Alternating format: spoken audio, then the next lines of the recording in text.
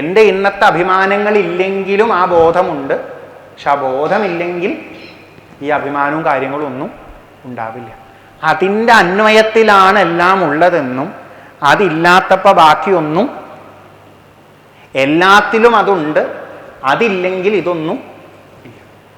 ഈ ചതുശ്ലോകി ഭാഗവതത്തിലൊക്കെ നമ്മൾ കേട്ടിട്ടുണ്ടല്ലോ. ആ പറയണത് അന്വയ വ്യതിരേകാഭ്യാം പണ്ടുള്ളവർ കണ്ടെത്തിയിരുന്നത് ഇതാണ്. ഏതുപോലെ വളയിലും മാലയിലും ഒക്കെ എന്തുണ്ട്? സ്വർണ്ണമുണ്ട്.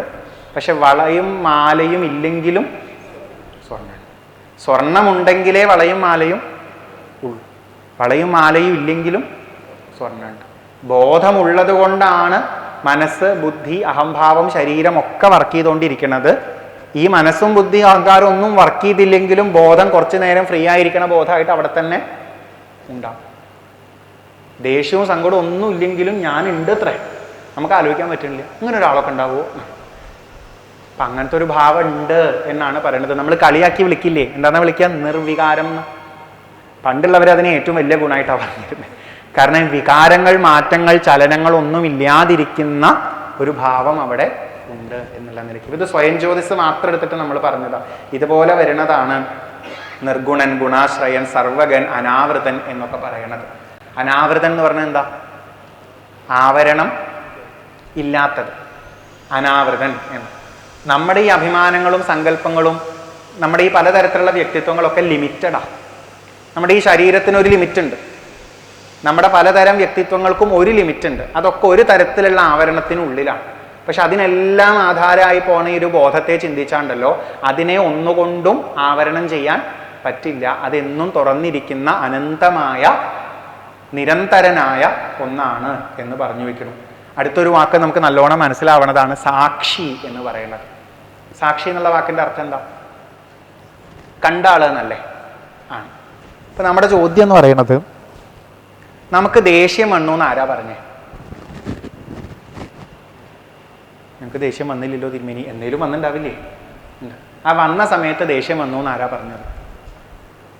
ഇടയ്ക്ക് മറ്റുള്ളവർ പറയും അവന് ദേഷ്യം വന്നു എന്നുള്ളത്. പക്ഷെ മറ്റുള്ളവർ പറയേണ്ട നമ്മൾ പറയുന്ന നിമിഷങ്ങളുണ്ടല്ലോ.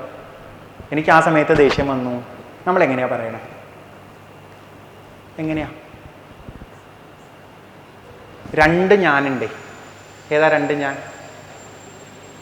ദേഷ്യം വന്ന ഞാനും ദേഷ്യം വന്ന എന്നെ കണ്ട ഞാൻ. ഏത് ഞാനാ ശരിക്കുള്ള ഞാൻ? കണ്ട ഞാനല്ലേ. കാരണം ദേഷ്യം വന്ന ഞാനിനെയും ഈ ഞാൻ കണ്ടിട്ടുണ്ട്, ദേഷ്യം ഇല്ലാതിരിക്കണ ഞാനിനെയും കണ്ടിട്ടുണ്ട്, സങ്കടം വന്ന ഞാനിനെയും സങ്കടം വരാത്ത ഞാനിനെയും കണ്ടിട്ടുണ്ട്. അപ്പൊ ഈ ദേഷ്യവും സങ്കടവും വരണ ഞാനാണോ സാക്ഷി, അതോ അതിനെ കണ്ടുകൊണ്ടിരിക്കണ ഞാനാണോ? കണ്ടുകൊണ്ടിരിക്കണ ഞാൻ. ആ സാക്ഷിയാണ് നമ്മൾ, അല്ലേ? അന്ന് ഞാൻ ചെറുപ്പമായിരുന്നു, ഇപ്പം ഞാൻ വയസ്സായി അല്ലെങ്കിൽ വലുതായി എന്ന് പറയുന്നു. രണ്ട് ഞാനില്ലേ? ചെറുപ്പമായ ഞാനും വയസ്സായ ഞാനും. ഈ രണ്ട് ഞാനിനെയും കണ്ടുകൊണ്ടിരിക്കുന്ന ഒരു ഞാനുണ്ടല്ലോ, ഉണ്ട്. അപ്പം ഈ ശരീരത്തിൻ്റെ മാറ്റങ്ങളെ കണ്ടുകൊണ്ടിരിക്കുന്ന ഒരു സാക്ഷിയുണ്ട്. മനസ്സിലെ പലതരം ചലനങ്ങളെയും കണ്ടുകൊണ്ടിരിക്കുന്ന ഒരു സാക്ഷിയുണ്ട്. ആ സാക്ഷിയെയാണ് യഥാർത്ഥ ബോധമായിട്ട് കാണിച്ചു തരുന്നത്. അതാണ് സത്യം എന്ന് പറഞ്ഞു തരുന്നു. അതും ശരീരവും മനസ്സും തമ്മിൽ വ്യത്യാസം ഉണ്ടല്ലോ. ശരീരത്തിൻ്റെയും മനസ്സിൻ്റെയും ഘടകങ്ങളായിട്ടാണ് നമുക്കുണ്ടാവുന്ന ഇത്തരം എല്ലാ ഞാനുകളെയും കൂട്ടിച്ചേർത്ത് വെക്കേണ്ടത്. ദേഷ്യം വരുന്ന ഞാനും, സങ്കടം വരുന്ന ഞാനും, ചിരിക്കണ ഞാനും, കരയണ ഞാനും, പേടിക്കണ ഞാനും, കോംപ്ലക്സ് ഉള്ള ഞാനും, കോംപ്ലക്സ് ഇല്ല എന്ന് പറഞ്ഞ് നടക്കണ കോംപ്ലക്സ് ഉള്ള ഞാനും, ഒക്കെ ഈ ഞാനുകളാണ്. എല്ലാം ഈ ഞാനുകളുടെ ഉള്ളിലാണ്. ആ ഞാനുകളെ മുഴുവൻ കണ്ടുകൊണ്ടിരിക്കുന്ന സാക്ഷിയായ ഞാൻ മാത്രമാണ് സത്യം. അത് ഏകമാണ്. ശരിയല്ലേ? ബാക്കിയൊക്കെയോ പലതല്ലേ? പല ഐഡന്റിറ്റികളും ഉണ്ടല്ലോ. അതിനെ മുഴുവൻ കണ്ടുകൊണ്ടിരിക്കുന്നത് ഒറ്റൊന്നാണ്. അത് ഏകനാണ് എന്ന് പറഞ്ഞു തരുന്നു. ഇങ്ങനെയാണ് പണ്ടുള്ളവര് ഇതിനെ വേർതിരിച്ചറിഞ്ഞിരുന്നത്. അവർ ഈ ആകാശത്ത് കണ്ട് എഴുതി വെച്ചതൊന്നുമല്ല. അവരവരുടെ ഉള്ളിലേക്ക് തന്നെ നോക്കിയപ്പോഴാണ് ദേഷ്യം വരണ ഞാനിനെയും ദേഷ്യം വരണ ഞാനിനെ കണ്ട ഞാനിനെ അറിയണത്. അങ്ങനെയാണ് അവർക്കതിനെ നോക്കാൻ പറ്റണേ. ആ രീതിയിൽ അവർ ചിന്തിച്ചിട്ടാണ്, സൂക്ഷ്മമായിട്ട് നോക്കിയിട്ടാണ് പരീക്ഷിച്ചിട്ടാണ് അവർ ഈ രീതിയിൽ അതിനെ നമുക്ക് വിശദീകരിച്ച് തരാൻ ശ്രമിച്ചിട്ടുള്ളത്. ഉറങ്ങുന്ന ഞാനും ഉണരുന്ന ഞാനും സ്വപ്നം കാണുന്ന ഞാനും ഉണ്ടെന്ന് അവർ കണ്ടുപിടിച്ചു. അപ്പോഴാണ് അവരാലോചിച്ചത്, ഉണർന്നതും ഞാൻ അറിയുന്നുണ്ട്, സ്വപ്നം കണ്ടതും ഞാൻ അറിയുന്നുണ്ട്, ഉറങ്ങിക്കഴിഞ്ഞ് ഉണരുമ്പോൾ ഉറങ്ങി എന്നുള്ളതും ഞാൻ അറിയുന്നുണ്ട്. അപ്പം ഇത് മൂന്നിനെ അറിയണ ഒരു ഞാൻ വേറെ ഉണ്ടാവില്ലേ എന്ന് അവർ അന്വേഷിച്ചു. അങ്ങനെയാണ് ഇതിന് മൂന്നിനും ആധാരമായിട്ട് എപ്പോഴും ഓണായിരിക്കുന്ന ഒരു സാക്ഷിയായ തുരീയ ഭാവത്തിലേക്ക് അവരെത്തിച്ചേർന്നിട്ടുണ്ടായിരുന്നത്. അങ്ങനെയാണ് ഇത്ര ഭംഗിയായിട്ട് നമ്മുടെ പൂർവികർ ഇത് പറയാനായിട്ട് തുടങ്ങിയത്. മനോബുദ്ധ്യഹങ്കാര ചിത്താനി നാഹം നച ശ്രോത്ര ജിഹ്വേ നച ഘ്രാണ നേത്രേ നച വ്യോമ ഭൂമിർന തേജോ ന വായു ചിദാനന്ദരൂപ ശിവോഹം ശിവോഹം. അടുത്ത വരികളിലൊക്കെ ശങ്കരാചാര്യർ പറയണത് എനിക്ക് മാനാപമാനങ്ങളില്ല, എനിക്ക് രാഗദ്വേഷങ്ങളില്ല എന്ന്. കാരണം രാഗമുള്ള എന്നെ അറിയുന്ന ഞാനുണ്ട്, ദേഷ്യം വരുന്ന എന്നെ അറിയുന്ന ഞാനുണ്ട്, അഭിമാനവും അപമാനവും വരുന്ന ഞാനിനെ അറിയുന്ന ഞാനാണ് സത്യമായിട്ടുള്ള ഞാൻ. ആ ഞാനിന് അഭിമാനവും ഇല്ല അപമാനവും ഇല്ല, അങ്ങനത്തെ പ്രശ്നങ്ങളൊന്നുമില്ല. നിങ്ങൾ എന്നെ വേദനിപ്പിച്ചില്ലേ, നിങ്ങൾ അങ്ങനെ പറഞ്ഞപ്പോൾ എനിക്ക് വിഷമായി, ഞാൻ അവിടെ അപമാനിതനായി എന്ന് പറയുമ്പോൾ അപമാനിതനായ ഞാനും ഉണ്ട്, അങ്ങനെ അപമാനിതനായ എന്നെ അറിഞ്ഞൊരു ഞാനുണ്ട്. ആ അറിഞ്ഞ ഞാനിന് അപമാനമില്ല. അവിടെയാണ് നമ്മൾ ഇങ്ങനെ കടന്ന് പോകുന്നത് എന്ന് കാണാം. ഈ രീതിയിൽ ഈ പറഞ്ഞ വ്യത്യാസം, ശരീരം മനസ്സ് തുടങ്ങിയതിന് യഥാർത്ഥ ബോധവുമായിട്ടുള്ള വ്യത്യാസത്തെ ഇങ്ങനെയുള്ള വാക്കുകളിലൂടെ അവിടെ കാണിച്ചു തന്നതാണെന്ന് പറയും. ഇതുപോലെ ഒരു 11-12 കാര്യങ്ങൾ അവിടെ പറയുന്നുണ്ട്. ഇതുപോലെ കാണുന്ന ഒരു രംഗം പ്രഹ്ലാദൻ കുട്ടികൾക്ക് പറഞ്ഞു കൊടുക്കുമ്പോഴാണ്. ഈ പ്രഹ്ലാദൻ പറഞ്ഞു കൊടുക്കുന്നുണ്ട്, എനിക്ക് മനസ്സിലായത് അല്ലെങ്കിൽ ഞങ്ങളെ പോലുള്ളവർ അറിഞ്ഞത് എന്താണ് ഏതാണ് എന്ന് ചോദിക്കുമ്പോൾ, നിങ്ങൾക്കൊന്നും അറിയാതെ ഈ ശരീരത്തിനും മനസ്സിനൊന്നും അപ്പുറത്തൊന്നുമില്ല എന്ന് വിചാരിച്ച് നിൽക്കുന്ന നിങ്ങൾക്ക് അറിയാത്തതായിട്ടതാ ഇങ്ങനെ ഒന്നുണ്ട് എന്ന് പറഞ്ഞ് അവിടെ ഒരു 10-12 ലക്ഷണങ്ങളോട് കൂടിയിട്ട് ആ ഒരു സത്യത്തെ വിവരിച്ചു കൊടുക്കുന്നതായിട്ട് കാണാം. ഇതേപോലെ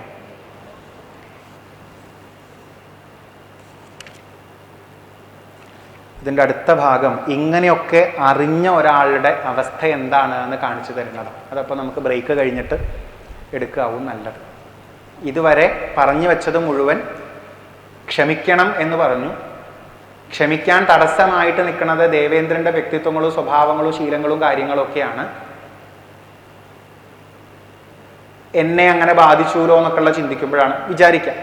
അപ്പോൾ ഭഗവാൻ പറഞ്ഞു കൊടുക്കുകയാണ്, ആ അഭിമാനങ്ങളും അല്ലെങ്കിൽ ദേവേന്ദ്രനെ തന്നെ നോക്കുമ്പോൾ കാണുന്ന സ്വഭാവങ്ങളും കാര്യങ്ങളും ഒക്കെ ഒരു അവിദ്യാ കാമകർമ്മങ്ങളുടെ കൂമ്പാരമായിട്ട് നിൽക്കുന്നതാണ്. യാഥാർത്ഥ്യബോധം നോക്കിക്കഴിഞ്ഞാൽ അത് സ്വസ്ഥമായി നിൽക്കുന്ന ഒന്നാണ്. അതിനെ ശ്രദ്ധിക്കുന്നവന് മറ്റുള്ളത് കൊണ്ടുള്ള വിഷയങ്ങളൊന്നും ഉണ്ടാവില്ല എന്ന് പറഞ്ഞു.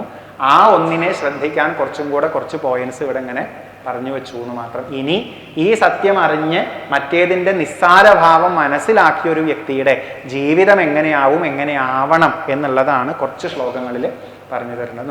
പൃഥുവിൻ്റെ അടുത്ത് ഭഗവാൻ യാഥാർത്ഥ്യമായതിനെ ശ്രദ്ധിക്കുന്നവർക്ക് വന്നും പോയും ഇരിക്കുന്ന ശരീരത്തിൻ്റെയോ മനസ്സിൻ്റെയോ പ്രത്യേകതകളെ കൊണ്ട് ഒരു തരത്തിലുള്ള അസ്വസ്ഥതകളും ഉണ്ടാവില്ല എന്ന് പറഞ്ഞു കൊടുത്തു. ദേവേന്ദ്രനോട് ക്ഷമിച്ചുകൂടെ എന്ന് ചോദിക്കുന്നു. ആ ഒരു ഉദ്ദേശത്തുമ്മിലാണ് സംസാരിച്ച് തുടങ്ങിയത് എന്നുണ്ടെങ്കിലും ഇതെല്ലായിടത്തേക്കും നമുക്ക് എത്തിക്കാനുള്ള ജീവിതത്തിൽ നിരന്തരം ആവശ്യമുള്ള ആശയങ്ങളാണ് എന്നുള്ളത് ഉറപ്പാണ്. ഇനി തുടർന്ന് വീണ്ടും പറയുന്നു, യ ഏവം സന്തം ആത്മാനം ആത്മസ്ഥം വേദ പൂരുഷ ന അജ്യതേ പ്രകൃതിസ്ഥോപി തദ്ഗുണൈഹി സ മയി സ്ഥിത. ആരാണോ ഇപ്രകാരം ആത്മസ്ഥം ആത്മാനം വേദ, അവനവനിലിരിക്കുന്ന അവനവനെ അറിയുന്നത് എന്നാണ്. ഏതാ ഈ അവനവനിലിരിക്കുന്ന അവനവൻ?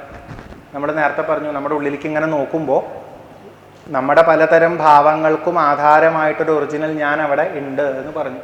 ആ ഒരു ഞാൻ മാത്രമാണ് സത്യം, ബാക്കിയുള്ളതൊക്കെ മാറിയിരിക്കുന്നതാണ്. അതുപോലെ ഓരോരുത്തരിലും പുറത്തേക്ക് പ്രകടമാവുന്നവരുടെ ഭാവങ്ങൾക്കൊക്കെ ആധാരമായിട്ട് ഒരു ആത്മഭാവം ഉണ്ട്. അതിനെ അറിയുന്നവൻ ആരാണോ അവൻ പ്രകൃതിസ്ഥോപി തദ്ഗുണൈഹി ന അജ്യതേ എന്ന് പറയുന്നു. അവൻ പ്രകൃതിസ്ഥനാണെങ്കിലും, അവിടെ പ്രകൃതി എന്നുള്ള വാക്കുകൊണ്ട് ഉദ്ദേശിക്കുന്നത് ഈ ബോധത്തിൻ്റെ മുകളിൽ വന്നു ചേരുന്ന എല്ലാതരം സവിശേഷതകളുണ്ടല്ലോ. നമ്മൾ പറഞ്ഞ ശരീരം, മനസ്സ്, പലതരം വികാര വിചാരങ്ങൾ തുടങ്ങിയത്, ഇതിനെല്ലാം കൂട്ടിച്ചേർത്തിട്ടാണ് എന്ത് വിളിക്കുന്നത്? പ്രകൃതി എന്ന് വിളിക്കുന്നത്. ഒരു ബോധം, ആ ബോധത്തിൻ്റെ തന്നെ ശക്തിയാണ് പ്രകൃതി. ആ ശക്തിയാൽ ഉണ്ടാവുന്ന കളികൾ മാത്രമാണ് ഓരോരോ ശരീരങ്ങൾ, സ്വഭാവങ്ങൾ, പ്രത്യേകതകളൊക്കെ ആയിട്ട് ഇങ്ങനെ പോകുന്നത്. അതൊക്കെ ഒരു കളി മാത്രം, അതൊന്നും സത്യമല്ല. കളിച്ചുകൊണ്ടിരിക്കുന്ന ആ ഒരു ബോധം മാത്രമാണ് സത്യം എന്നാണ് നമ്മുടെ അടുത്ത് പറഞ്ഞു തരുന്നത്. അപ്പോൾ ഈ ഉറങ്ങുന്നതും ഉണരുന്നതും സ്വപ്നം കാണുന്നതും ചിരിക്കുന്നതും കരയുന്നതും പലതും തോന്നുന്നതും പലതും ഓർക്കുന്നതും ഇതൊക്കെ പ്രകൃതിയുടെ സവിശേഷതകളാണ്. ഇതൊക്കെ പലതരത്തിലുള്ള കളികളാണ് എന്ന് പറയാം. പക്ഷെ ആധാരം എന്താണ്? ആ ഒരു ആത്മബോധം മാത്രമാണ്. ആ ബോധത്തിലാണ് ഈ കളിയൊക്കെ നടക്കുന്നത്. ആ കളിയെയാണ് പ്രകൃതി എന്ന് വിളിക്കുക. ഒരു സിനിമയാണെന്ന് കരുതിക്കോളൂ. ആ സിനിമയെ എവിടെ പ്രദർശിപ്പിക്കണമോ ആ സിനിമയിൽ പ്രദർശിപ്പിക്കപ്പെടുന്നതിൻ്റെ മുഴുവൻ ഊർജം എന്താണോ അതാണ് ഈശ്വരൻ, അല്ലെങ്കിൽ അതാണ് ബോധം. ആ സിനിമാ കളികളെയാണ് നമ്മൾ ഫുള്ളായിട്ട് പ്രകൃതി എന്ന് വിളിച്ചുകൊണ്ടിരിക്കുന്നത്. ഇനി അതുമല്ലെങ്കിൽ നമ്മുടെ മൊത്തം വർക്കിങ്ങിനെ ഒരു മെഷീൻ പോലെ വിചാരിച്ചാൽ, ഈ ശരീരവും മനസ്സ് ബുദ്ധി തുടങ്ങിയ സാധനങ്ങളൊക്കെ ആ മെഷീനിൻ്റെ പലതരം വർക്കിംഗ് ആണെന്ന് വിചാരിച്ചാൽ, ആ മെഷീൻ ഇങ്ങനെ വർക്ക് ചെയ്യാൻ പാകത്തിന് അതിനാധാരമായിട്ട് നിൽക്കുന്ന ഒന്നാണ്, അതിന് ജീവൻ കൊടുക്കുന്നതാണ് യഥാർത്ഥ ബോധം എന്ന് പറയുന്നത്. അപ്പം ഇവിടെ പറയണത് എന്താ വെച്ചാൽ, പ്രകൃതിയിൽ നിൽക്കുമ്പോഴും പ്രകൃതിയുടെ ഗുണങ്ങളാൽ ബാധിക്കപ്പെടുന്നില്ല എന്നാണ്.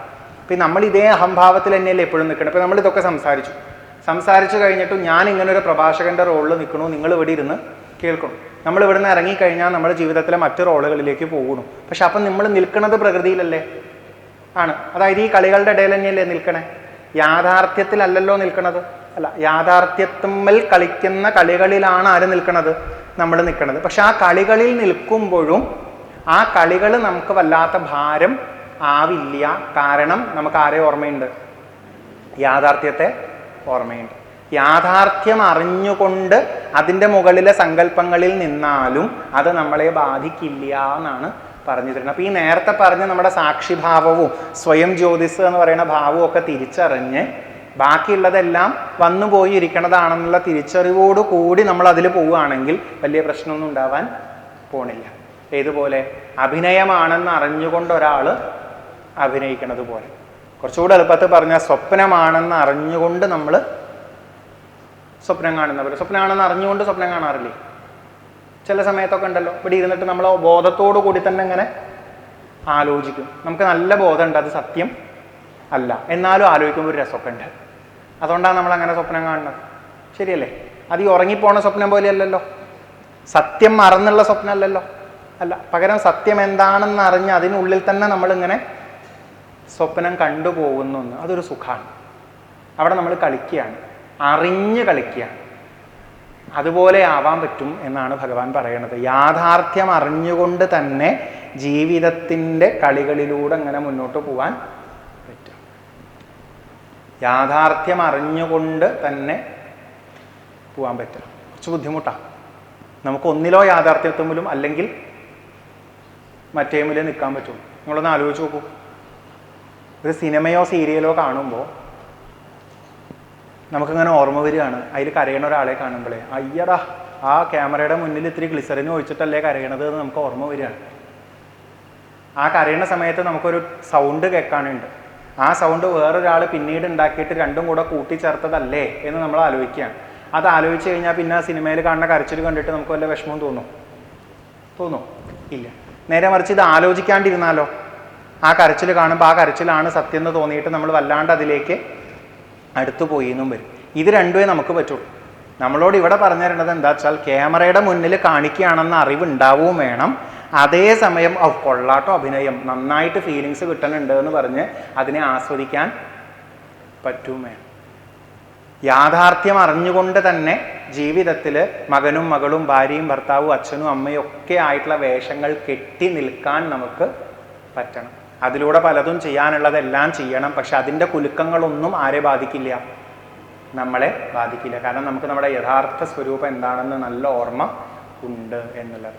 അതാണ് പ്രകൃതിസ്ഥനാണെങ്കിലും ആ കളികളിൽ തന്നെ നിൽക്കുന്നവനാണെങ്കിലും തദ്ഗുണൈഹി, അതിൻ്റെ ഗുണങ്ങൾ അല്ലെങ്കിൽ അതിൻ്റെ കളികളെ കൊണ്ട് അജ്യതേ, ബുദ്ധിമുട്ടുന്നില്ല, അത് ബാധിക്കുന്നില്ല.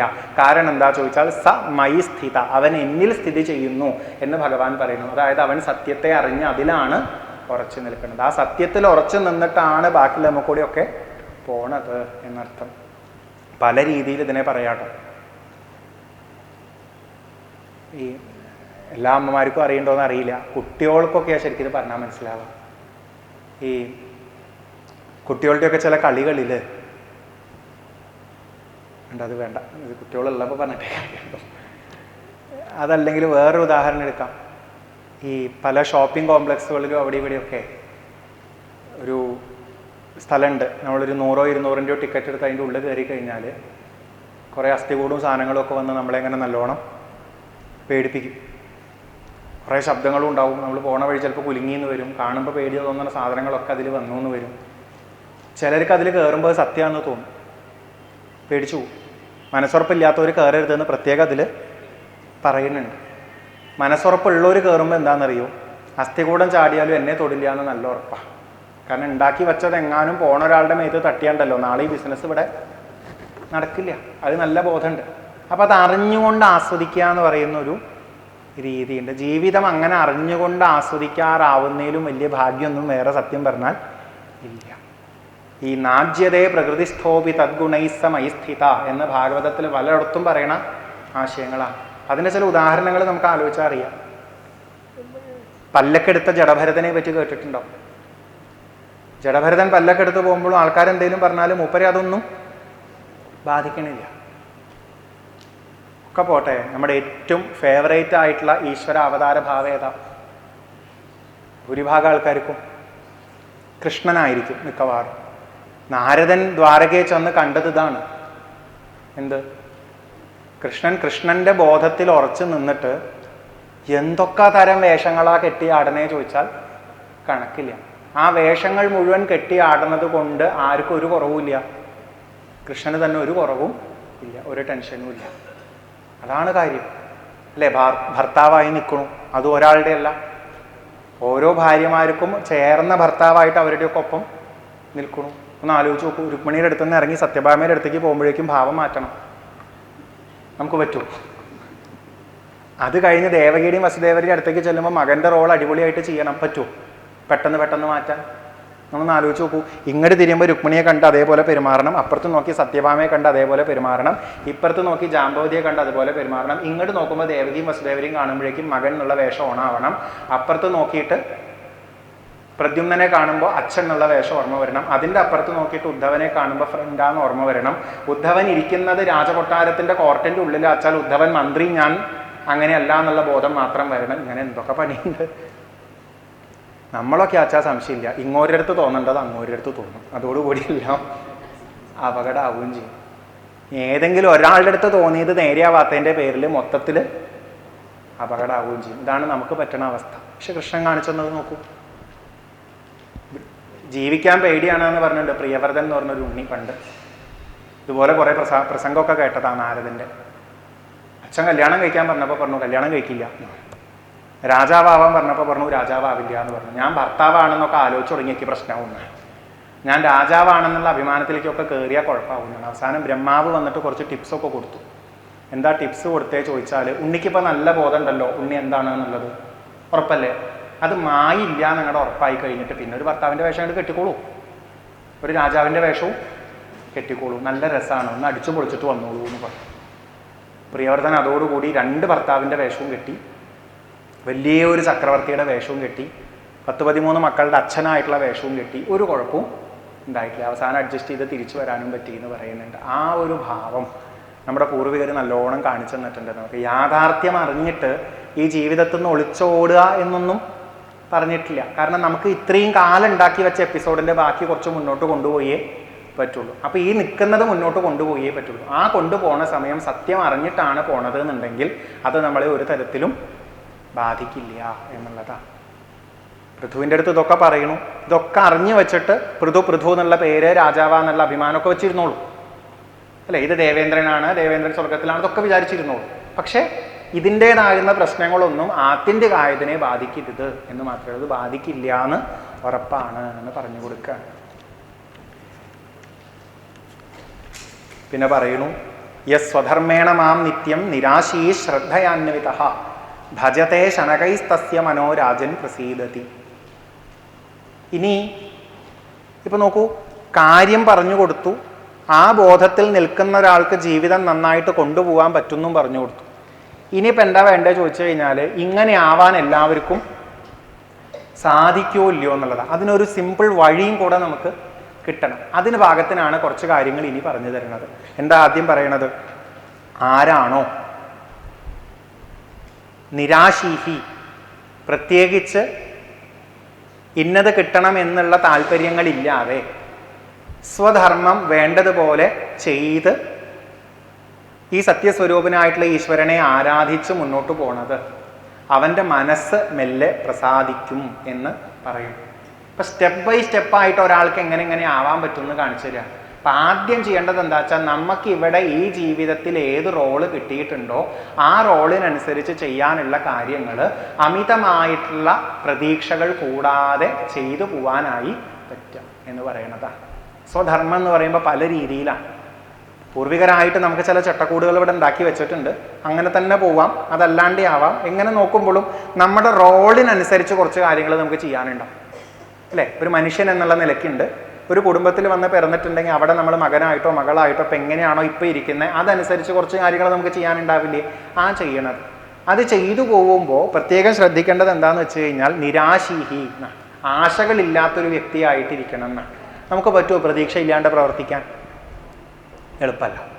അപ്പം എന്താ പറയാൻ ഉദ്ദേശിക്കണേ ചോദിച്ചാൽ, എല്ലാം നമ്മുടെ സങ്കല്പം പോലെ നടന്നോളണം എന്ന് ഉറപ്പൊന്നും ഇല്ല. ആ ഒരു കാര്യം മനസ്സിൽ ഉറപ്പിച്ചു വെച്ചിട്ട് ചെയ്യാനുള്ളതൊക്കെ ചെയ്യാം. അപ്പോൾ ചെയ്യുമ്പോൾ പിന്നെ എന്താണ് നമുക്ക് ചെയ്യാനുള്ളൊരു മോട്ടിവേഷൻ എന്ന് ചോദിച്ചു കഴിഞ്ഞാൽ, ആരെ ഓർത്ത് എങ്ങനെ നമ്മൾ ചെയ്യുമെന്ന് ചോദിച്ചാൽ, നമ്മളെവിടെ എഴുതി കൊടുത്തിട്ട് ഇങ്ങോട്ട് വന്നതാണെന്നൊന്നും ഓർമ്മയില്ലല്ലോ. ഉണ്ടോ? നിങ്ങളുടെ മുന്നിലേക്ക് വല്ല ആപ്ലിക്കേഷൻ ഫോമൊക്കെ കിട്ടിയിട്ട് അതിൽ ഈ പറഞ്ഞ പോലെ എത്ര ഹൈറ്റുള്ള ശരീരം വേണം, എത്ര വെയിറ്റുള്ള ശരീരം വേണം എന്നൊക്കെ നോക്കി, കളർ എങ്ങനെയാവണം എന്നൊരു 12 ഷെയ്ഡ് അതിൽ കാണിക്കുന്നുണ്ട്. ഏത് ഷെയ്ഡാണ് വേണ്ടതെന്നൊക്കെ നോക്കി ക്ലിക്ക് ചെയ്ത്, പിന്നെ ഏത് ഭൂഖണ്ഡത്തിൽ വേണം എന്നൊക്കെ നോക്കി, അതിലേത് രാജ്യത്ത് വേണമെന്ന് നോക്കി, ഏത് സംസ്ഥാനത്ത് വേണമെന്ന് നോക്കി, അതിലേത് ജില്ലയിൽ വേണമെന്ന് നോക്കി, ഏത് താലൂക്കിൽ വേണമെന്ന് നോക്കി, അവിടെ തന്നെ ഏത് കുടുംബത്തിൽ വേണമെന്ന് നോക്കി, ഏത് ജോലിയുള്ള അച്ഛൻ്റെയും അമ്മയുടെയും എത്രാമത്തെ മകനായിട്ട് വരെ വേണമെന്ന് നോക്കി, അങ്ങനെയൊക്കെ എഴുതി കൊടുത്തിട്ടാണോ നമ്മൾ വന്നത്? അല്ലല്ലോ. ആണിച്ച എന്തൊക്കെ സെലക്ട് ചെയ്യായിരുന്നു? എനിക്കെപ്പോഴും തോന്നാറുണ്ട്, മൂത്ത മക്കൾക്കൊക്കെ ഒരു തോന്നലുണ്ട്, എന്തിപ്പോൾ ഞങ്ങളാദ്യം വന്നു പോയേ. ഇളയ മക്കൾക്കൊക്കെ ഒരു തോന്നലുണ്ട്, എന്ത് ഈ കുറച്ച് മുമ്പേ ഞങ്ങളെക്കാൾ ഇവർ വന്നു എന്നുള്ളതിൻ്റെ പേരിൽ എത്രയാ ഭരിക്കണത്, ഞങ്ങളാദ്യം വന്നാൽ പോരെ എന്നുള്ളതായിരുന്നു. നടുക്കിലുള്ളവരുടെ അവസ്ഥയാണ് കഷ്ടം. അവർക്ക് അപ്പുറത്തൊന്നും ഉണ്ട്, മാറ്റാൻ പറ്റുമോ? ഇല്ല.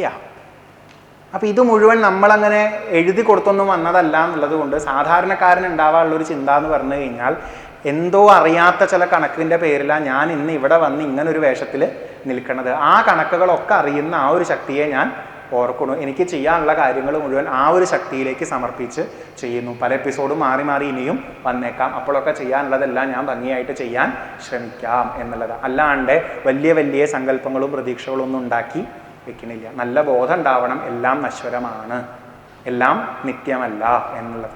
അങ്ങനെ ഒരാൾ ജീവിതത്തിൽ പോവുകയാണെങ്കിൽ മെല്ലെ മെല്ലെ അവൻ്റെ മനസ്സ് പ്രസാദിക്കും എന്നാണ് ആര് പറയണത്? മനസ്സ് പ്രസാദിക്കും എന്ന് പറയുമ്പോൾ ഏറ്റവും സിമ്പിളായിട്ടുള്ള അർത്ഥത്തിൽ എടുത്തു കഴിഞ്ഞാൽ, കുറേ നമ്മുടെ ഉള്ളിൽ ഇന്ന് വരുന്ന അസ്വസ്ഥതകളൊക്കെ ഇല്ലാണ്ടാവും. അല്ല, ഈ ഒരു സങ്കല്പത്തോടു കൂടിയാണ് നമ്മൾ ജീവിക്കണത് വെച്ചാൽ, എൻ്റെ ജീവിതം എന്തേ ഇങ്ങനെയായി എന്നുള്ള തോന്നൽ ഇങ്ങനെ എപ്പോഴും ഉണ്ടാവുമോ? ഇല്ല. അവരങ്ങനെ ഞാനിങ്ങനെ എന്തോ ചില കണക്കിൻ്റെ പേരിലാണ് എന്നും പഴി പറഞ്ഞുകൊണ്ടിരിക്കുമോ? എന്നും ഇങ്ങനെ ആവലാതി ഉണ്ടാവും. നമുക്കൊക്കെ ഏറ്റവും കൂടുതലുള്ളതാണ് അല്ലേ? ആ ആവലാതിയും പിന്നെന്താ, ഒരു ലാതിയും കൂടി ഉണ്ട്, വേവലാതി. ഇത് രണ്ടും മുഴുവൻ നിറഞ്ഞിട്ടാണ് നമ്മുടെ ജീവിതം ഓരോ നിമിഷവും പോണത്. അവനവൻ്റെ ജീവിതത്തെ ഒട്ടും ഇഷ്ടപ്പെടാൻ പറ്റാറില്ല. മറ്റുള്ളവരെയും വെച്ച് താരതമ്യം ചെയ്ത് നോക്കുമ്പോൾ പ്രശ്നങ്ങൾ എല്ലാവർക്കും ഉണ്ട്. നമുക്ക് എത്ര പറഞ്ഞാലും നമ്മുടെ പ്രശ്നം തന്നെയാണ് വലുത്. എന്നാലും ഇതെന്തോ നമ്മുടെ ചില കണക്കുകളും അതെന്തോ അവരുടെ ചില കണക്കുകളും അനുസരിച്ച് ഇങ്ങനെ പോയിക്കൊണ്ടിരിക്കണത്. ആ ബോധത്തോടു കൂടി ഉൾക്കൊള്ളാൻ പറ്റിയില്ലെങ്കിൽ മനസ്സിന് ഒരു കാലത്തും ഒരു ശമനവും ഉണ്ടാവില്ല. അപ്പം ഇങ്ങനെ പരാതികളായി, പരിഭവങ്ങളായി, ആവലാദികളും വേവലാദികളുമായി, ആരോടൊക്കെയോ ഒരു അമർഷവും അസൂയി, ആരോടൊക്കെയോ ഒരു വാശിയും വെച്ച് പോകുമ്പോൾ മനസ്സ് പ്രസന്നമാണോ? ആണോ? അല്ല. ഇങ്ങനെ പോണ ആൾക്കാരെ എങ്ങനെയാണ് തിരിച്ചറിയാൻ പറ്റുക? മനസ്സ് പ്രസന്നമല്ലാത്ത ആൾക്കാരെ. മനസ്സിൻ്റെ കണ്ണാടി ഏതാ? മുഖം. അപ്പം അവർ പ്രസന്നമാണോ അല്ലയോ എന്നുള്ളത് എവിടെ നോക്കിയാൽ അറിയാം? അവരറിയാണ്ട് നോക്കണേ. അറിഞ്ഞുകൊണ്ട് നോക്കിയാൽ പിന്നെ ഒരു സംശയവും ഇല്ല, ഒരു അടിപൊളി ചിരി അങ്ങോട്ട് ഫിറ്റ് ചെയ്തിട്ട് നിൽക്കും. അപ്പം മനസ്സിലാവില്ല. അറിയാണ്ട് നോക്കണം. അവരുടെ വീട്ടിലൊരു ക്യാമറ വെച്ചാൽ മതി. രാവിലെ ഉണർന്ന് തൊട്ട് വൈകുന്നേരം വരെ അവരുടെ മുഖത്ത് മാറി മറിയുന്ന ഭാവങ്ങൾ കാണാം. പ്രസന്നത എന്ന് പറഞ്ഞത് അടുത്തുകൂടെ പോയിണ്ടോ എന്നുള്ളത് സംശയവും. എന്തൊക്കെ തരം ചിന്തകളാണ് നമ്മുടെ ഉള്ളിൽ വരുന്നത്, എന്തൊക്കെ ചില ആകുലതകളാണ്. അപ്പം അതിന്നൊക്കെ തന്നെ ആദ്യം ഒരു മാറ്റം വേണ്ടേ? കുറച്ചൊക്കെ ഒന്നൊരു പ്രസന്നത ആദ്യം കൈവരണം എന്ന്. അതിനിങ്ങനെ ശ്രമിച്ചാൽ ആദ്യം പറ്റുമെന്നാണ് പറയണത്. സ്വധർമ്മം അമിത പ്രതീക്ഷകളുടെ ഭാരമില്ലാതെ ആക്സെപ്റ്റ് ചെയ്ത് ഭംഗിയായിട്ട് ചെയ്തു പോവുക എന്നുള്ളത്. എന്നാലോ പരിത്യക്ത ഗുണസമ്യക് ദർശനോ വിശദാശയ ശാന്തിമേ സമവസ്ഥാനം ബ്രഹ്മ കൈവല്യമശ്നുതേ എന്ന് പറയുന്നു. വാക്കുകൾ കുറച്ച് കട്ടി കൂടി ഇപ്പം. അപ്പോഴേക്കും എന്താ പറഞ്ഞു വരണേ ചോദിച്ചാൽ, മനസ്സ് പ്രസന്നമാവണതോട് കൂടിയിട്ട് തെറ്റിദ്ധാരണയിൽ നമ്മളെ ഉറച്ചു നിർത്തുന്ന നമ്മുടെ ഉള്ളിലെ പലതരത്തിലുള്ള വികാര വിചാരങ്ങൾക്കൊക്കെ കുറവ് വരും. അതിങ്ങനെ കുറഞ്ഞു വരുന്നതോടുകൂടി കുറച്ചും കൂടെ ക്ലിയർ ആയിട്ട് കാര്യങ്ങളെ കാണാൻ പറ്റും. ശുദ്ധമായ രീതിയിൽ തെളിമയോട് കൂടിയിട്ട് ജീവിതത്തിൽ എന്താ സംഭവിക്കുന്നത് എന്ന് അറിയാൻ പറ്റും. അങ്ങനെ ഒരാൾക്ക് സൂക്ഷിച്ചു നോക്കുമ്പോൾ മാത്രമാണ് അവനവൻ്റെ ഉള്ളിലെ ആ അവനവനെ തിരിച്ചറിയാൻ പറ്റുക. നേരത്തെ പറഞ്ഞ ഒരു യഥാർത്ഥ സ്വരൂപം അവിടെ ഉണ്ട് എന്നുള്ളത് തിരിച്ചറിയാൻ അങ്ങനെ നോക്കണവനെ പറ്റുള്ളൂ. സത്യമല്ലേ പറയണേ? എൻ്റെ ഉള്ളിലേക്ക് നോക്കാറാവണച്ചാൽ മിനിമം അതിനുള്ള പക്വതയെങ്കിലും വേണ്ടേ? നമ്മൾ നോക്കണത് മുഴുവൻ എങ്ങടാ? പുറമേക്കാ. ഇനി പുറമേക്കാന്ന് പറയുമ്പോൾ രണ്ട് തരത്തിൽ പറയാം. എല്ലാത്തിൻ്റെയും പുറമേ ഉള്ളത് മാത്രമേ നമ്മൾ കാണുന്നുള്ളൂ. എല്ലാത്തിൻ്റെ ഉള്ളിലേക്ക് നോക്കാൻ നമുക്ക് പറ്റണില്ല. അതിനാ ഒരു മനസ്സിൻ്റെ പ്രസന്നത വന്നാലേ ആ ഒരു ഷാർപ്പ്നെസ് ഉണ്ടാവുള്ളൂ. അപ്പോഴേ സൂക്ഷ്മമായിട്ട് നമുക്ക് നോക്കാൻ പറ്റുള്ളൂ. കാരണം മനസ്സിൻ്റെ പ്രസന്നത ഇല്ലാത്തപ്പോൾ നമ്മുടെ ഉള്ളിൽ കുറേ മുൻധാരണകളും മുൻവിധികളും നിറഞ്ഞു നിൽക്കുന്ന കുറേ മൂടുപടങ്ങളുണ്ട്. അപ്പം അത് കാരണം നമുക്കൊന്നും നേരെ കാണാൻ പറ്റില്ല. മനസ്സ് പ്രസന്നമാവുമ്പോൾ കുറച്ചും കൂടെ ഓപ്പൺ ആവുമ്പോൾ നമുക്ക് നമ്മളെ ആയാലും മറ്റുള്ളവരെ ആയാലും കുറച്ചും കൂടെ സൂക്ഷ്മമായിട്ട് നോക്കാൻ പറ്റും. അങ്ങനെ നോക്കി വരുമ്പോൾ നേരത്തെ പറഞ്ഞതുപോലെ നമ്മുടെ ഉള്ളിൽ തന്നെ നമുക്ക് തെളിഞ്ഞു വരും. വന്നും പോയിരിക്കണം നമ്മുടെ ഭാവങ്ങളെയും അതിന് സാക്ഷിയായി ആധാരമായിട്ട് എന്നും ഇരിക്കുന്ന ഒരു നമ്മുടെ ഭാവത്തെയും തിരിച്ചറിയാൻ പറ്റും എന്ന് പറയാം. ആ അറിഞ്ഞവൻ്റെ അവസ്ഥ എന്ന് പറയുന്നത് ശാന്തിയാണത്രേ. എന്താ ശാന്തി? അങ്ങനെയൊന്നുമില്ല. മനസ്സിനൊരു ശാന്തി ഇല്ല എന്ന് നമ്മൾ പറയാറുണ്ട്. പക്ഷെ അത് കിട്ടിയാനുള്ള അവസ്ഥ എന്താ? നമുക്കത് എന്താന്ന് ഡയറക്റ്റ് പറയാൻ അറിയില്ലെങ്കിലും എന്തല്ല എന്ന് പറയാൻ പറ്റും. എങ്ങനെ? ദേഷ്യമുള്ള അവസ്ഥയാണോ? അല്ല. സങ്കടമുള്ള അവസ്ഥയാണോ? പേടിയുള്ള അവസ്ഥയാണോ? വല്ല കോംപ്ലക്സുകളും ഉള്ള അവസ്ഥയാണോ?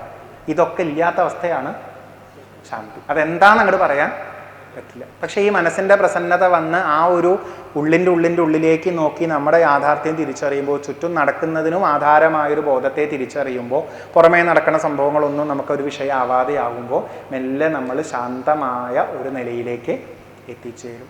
അതിനെ ആൾക്കാർ ബ്രഹ്മത്തെ അറിഞ്ഞുവെന്നും ഭഗവാനിൽ ലയിച്ചുവെന്നും പരമ പുരുഷനെ അല്ലെങ്കിൽ പരമാത്മാവിനെ സാക്ഷാത്കരിച്ചു എന്നും കൈവല്യം നേടിയെടുത്തു എന്നും ഒക്കെയുള്ള പേരിൽ പറയും. അത് അറിഞ്ഞവൻ്റെ അവസ്ഥ എന്ന് പറയുന്നത് അവൻ ഈ ജീവിതത്തിൽ ഇനി ബാക്കിയുള്ളത് ഒരു കളി മാത്രമാണ്. അവനെ ജനനവും ബുദ്ധിമുട്ടിക്കണില്ല, മരണവും ബുദ്ധിമുട്ടിക്കണില്ല. കാരണം മരണം എന്ന് പറയുന്നത് ഇപ്പം എടുത്ത് ഈ ഒരു ഐഡൻറ്റിറ്റിയുടെ അഴിച്ചുവെക്കൽ മാത്രമാണ്. അത് പോകുന്നിക്കറിയാം. അതിൻ്റെ ആധാരമായ ബോധത്തിലേക്ക് ഞാൻ എന്നെ കണക്റ്റായി എന്നുള്ളത്. അപ്പോൾ ഇവിടെ നടക്കുന്ന ഒരു സംഭവങ്ങളും അവനെ ആകുലപ്പെടുത്താതെ ഇരിക്കുമ്പോൾ അവന് കിട്ടുന്ന അവസ്ഥയാണ് മുക്തനായി എന്ന് പറയില്ലേ നമ്മൾ, മോക്ഷം കിട്ടി എന്ന് പറയില്ലേ. ആ മോക്ഷം എപ്പോഴാണ് കിട്ടണേ? എല്ലാവരും വിചാരിച്ചത് ഇവരുടെയൊക്കെ ഇടയിൽ നിന്ന് ഞാൻ പോയാലേക്ക് മോക്ഷം കിട്ടുള്ളൂ എന്നാണ്. നമ്മളോട് അങ്ങനെ പറഞ്ഞിട്ടില്ല.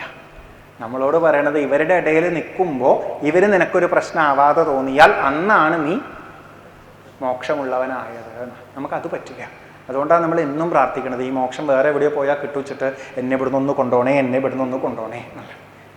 പക്ഷെ യഥാർത്ഥ മുക്തനായ അവസ്ഥ ഏതാന്ന് ചോദിച്ചു കഴിഞ്ഞാൽ ഏതാണ്?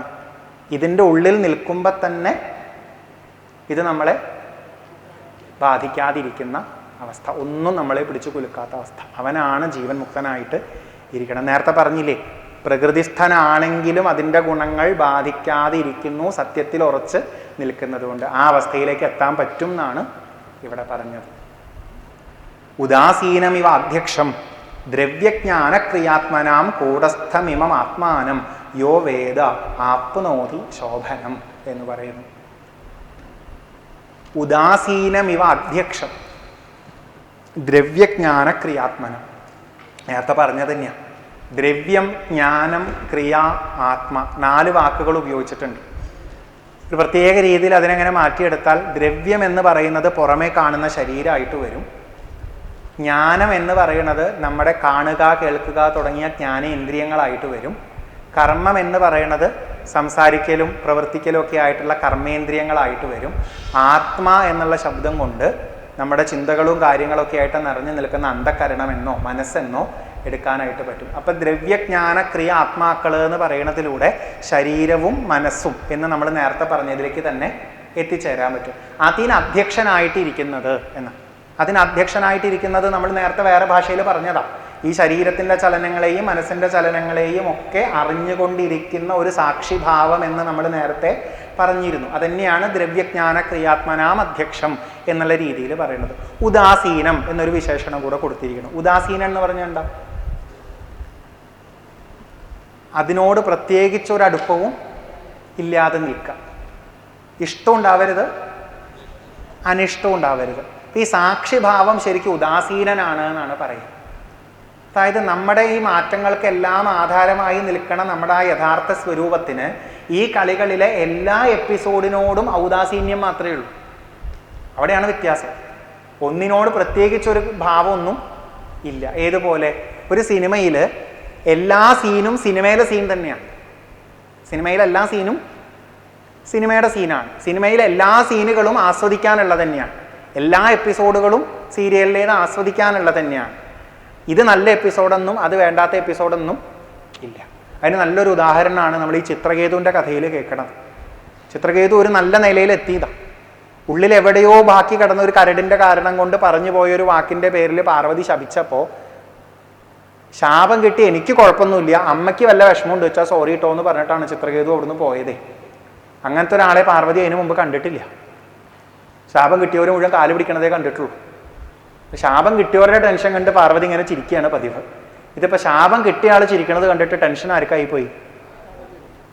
അപ്പോഴാണ് ഒരു പിടുത്തം കിട്ടാണ്ടായപ്പോൾ ഒന്ന് അങ്ങോട്ടും ഇങ്ങോട്ടും നോക്കിയപ്പോൾ മഹാദേവൻ പറഞ്ഞു കൊടുത്തത് ഇങ്ങനെ ചില ട്രിക്കും കൂടെ ഉണ്ട്. എന്നിട്ട് പറഞ്ഞു ഇവരെ പോലുള്ളവർക്ക് ജീവിതത്തിൽ സുഖം ദുഃഖം മൃതിർജന്മ ശാപോനുഗ്രഹ ഏവച ഒക്കെ ഒരേപോലെയാണ് എന്ന് പറയും. അപ്പം എന്താ വെച്ചാൽ അവരെല്ലാത്തിനെയും ഈ സിനിമയുടെ ഭാഗമായിട്ട് മാത്രമേ കാണുന്നുള്ളൂ. ഇതുപോലെയാണ് ഉദാസീന ഭാവം എന്ന് പറയുന്നത്. നമ്മുടെ യഥാർത്ഥ സ്വരൂപത്തിന് ചിരിച്ചോണ്ടിരിക്കണം നമ്മളും കരഞ്ഞോണ്ടിരിക്കണം നമ്മളും എന്തുതന്നെയാണ് ഈ കളിയുടെ ഭാഗങ്ങൾ തന്നെയാണ്. ചിരിച്ചോണ്ടിരിക്കണം നമ്മളോട് കൂടുതലൊരു ഇഷ്ടമൊന്നും ഇല്ല. അതാണ് സാക്ഷിഭാവം എന്ന് പറയുന്നത്. ചിരിയായാലും കരച്ചിലായാലും ജീവിതത്തിൻ്റെ ഭാഗങ്ങളാണ്.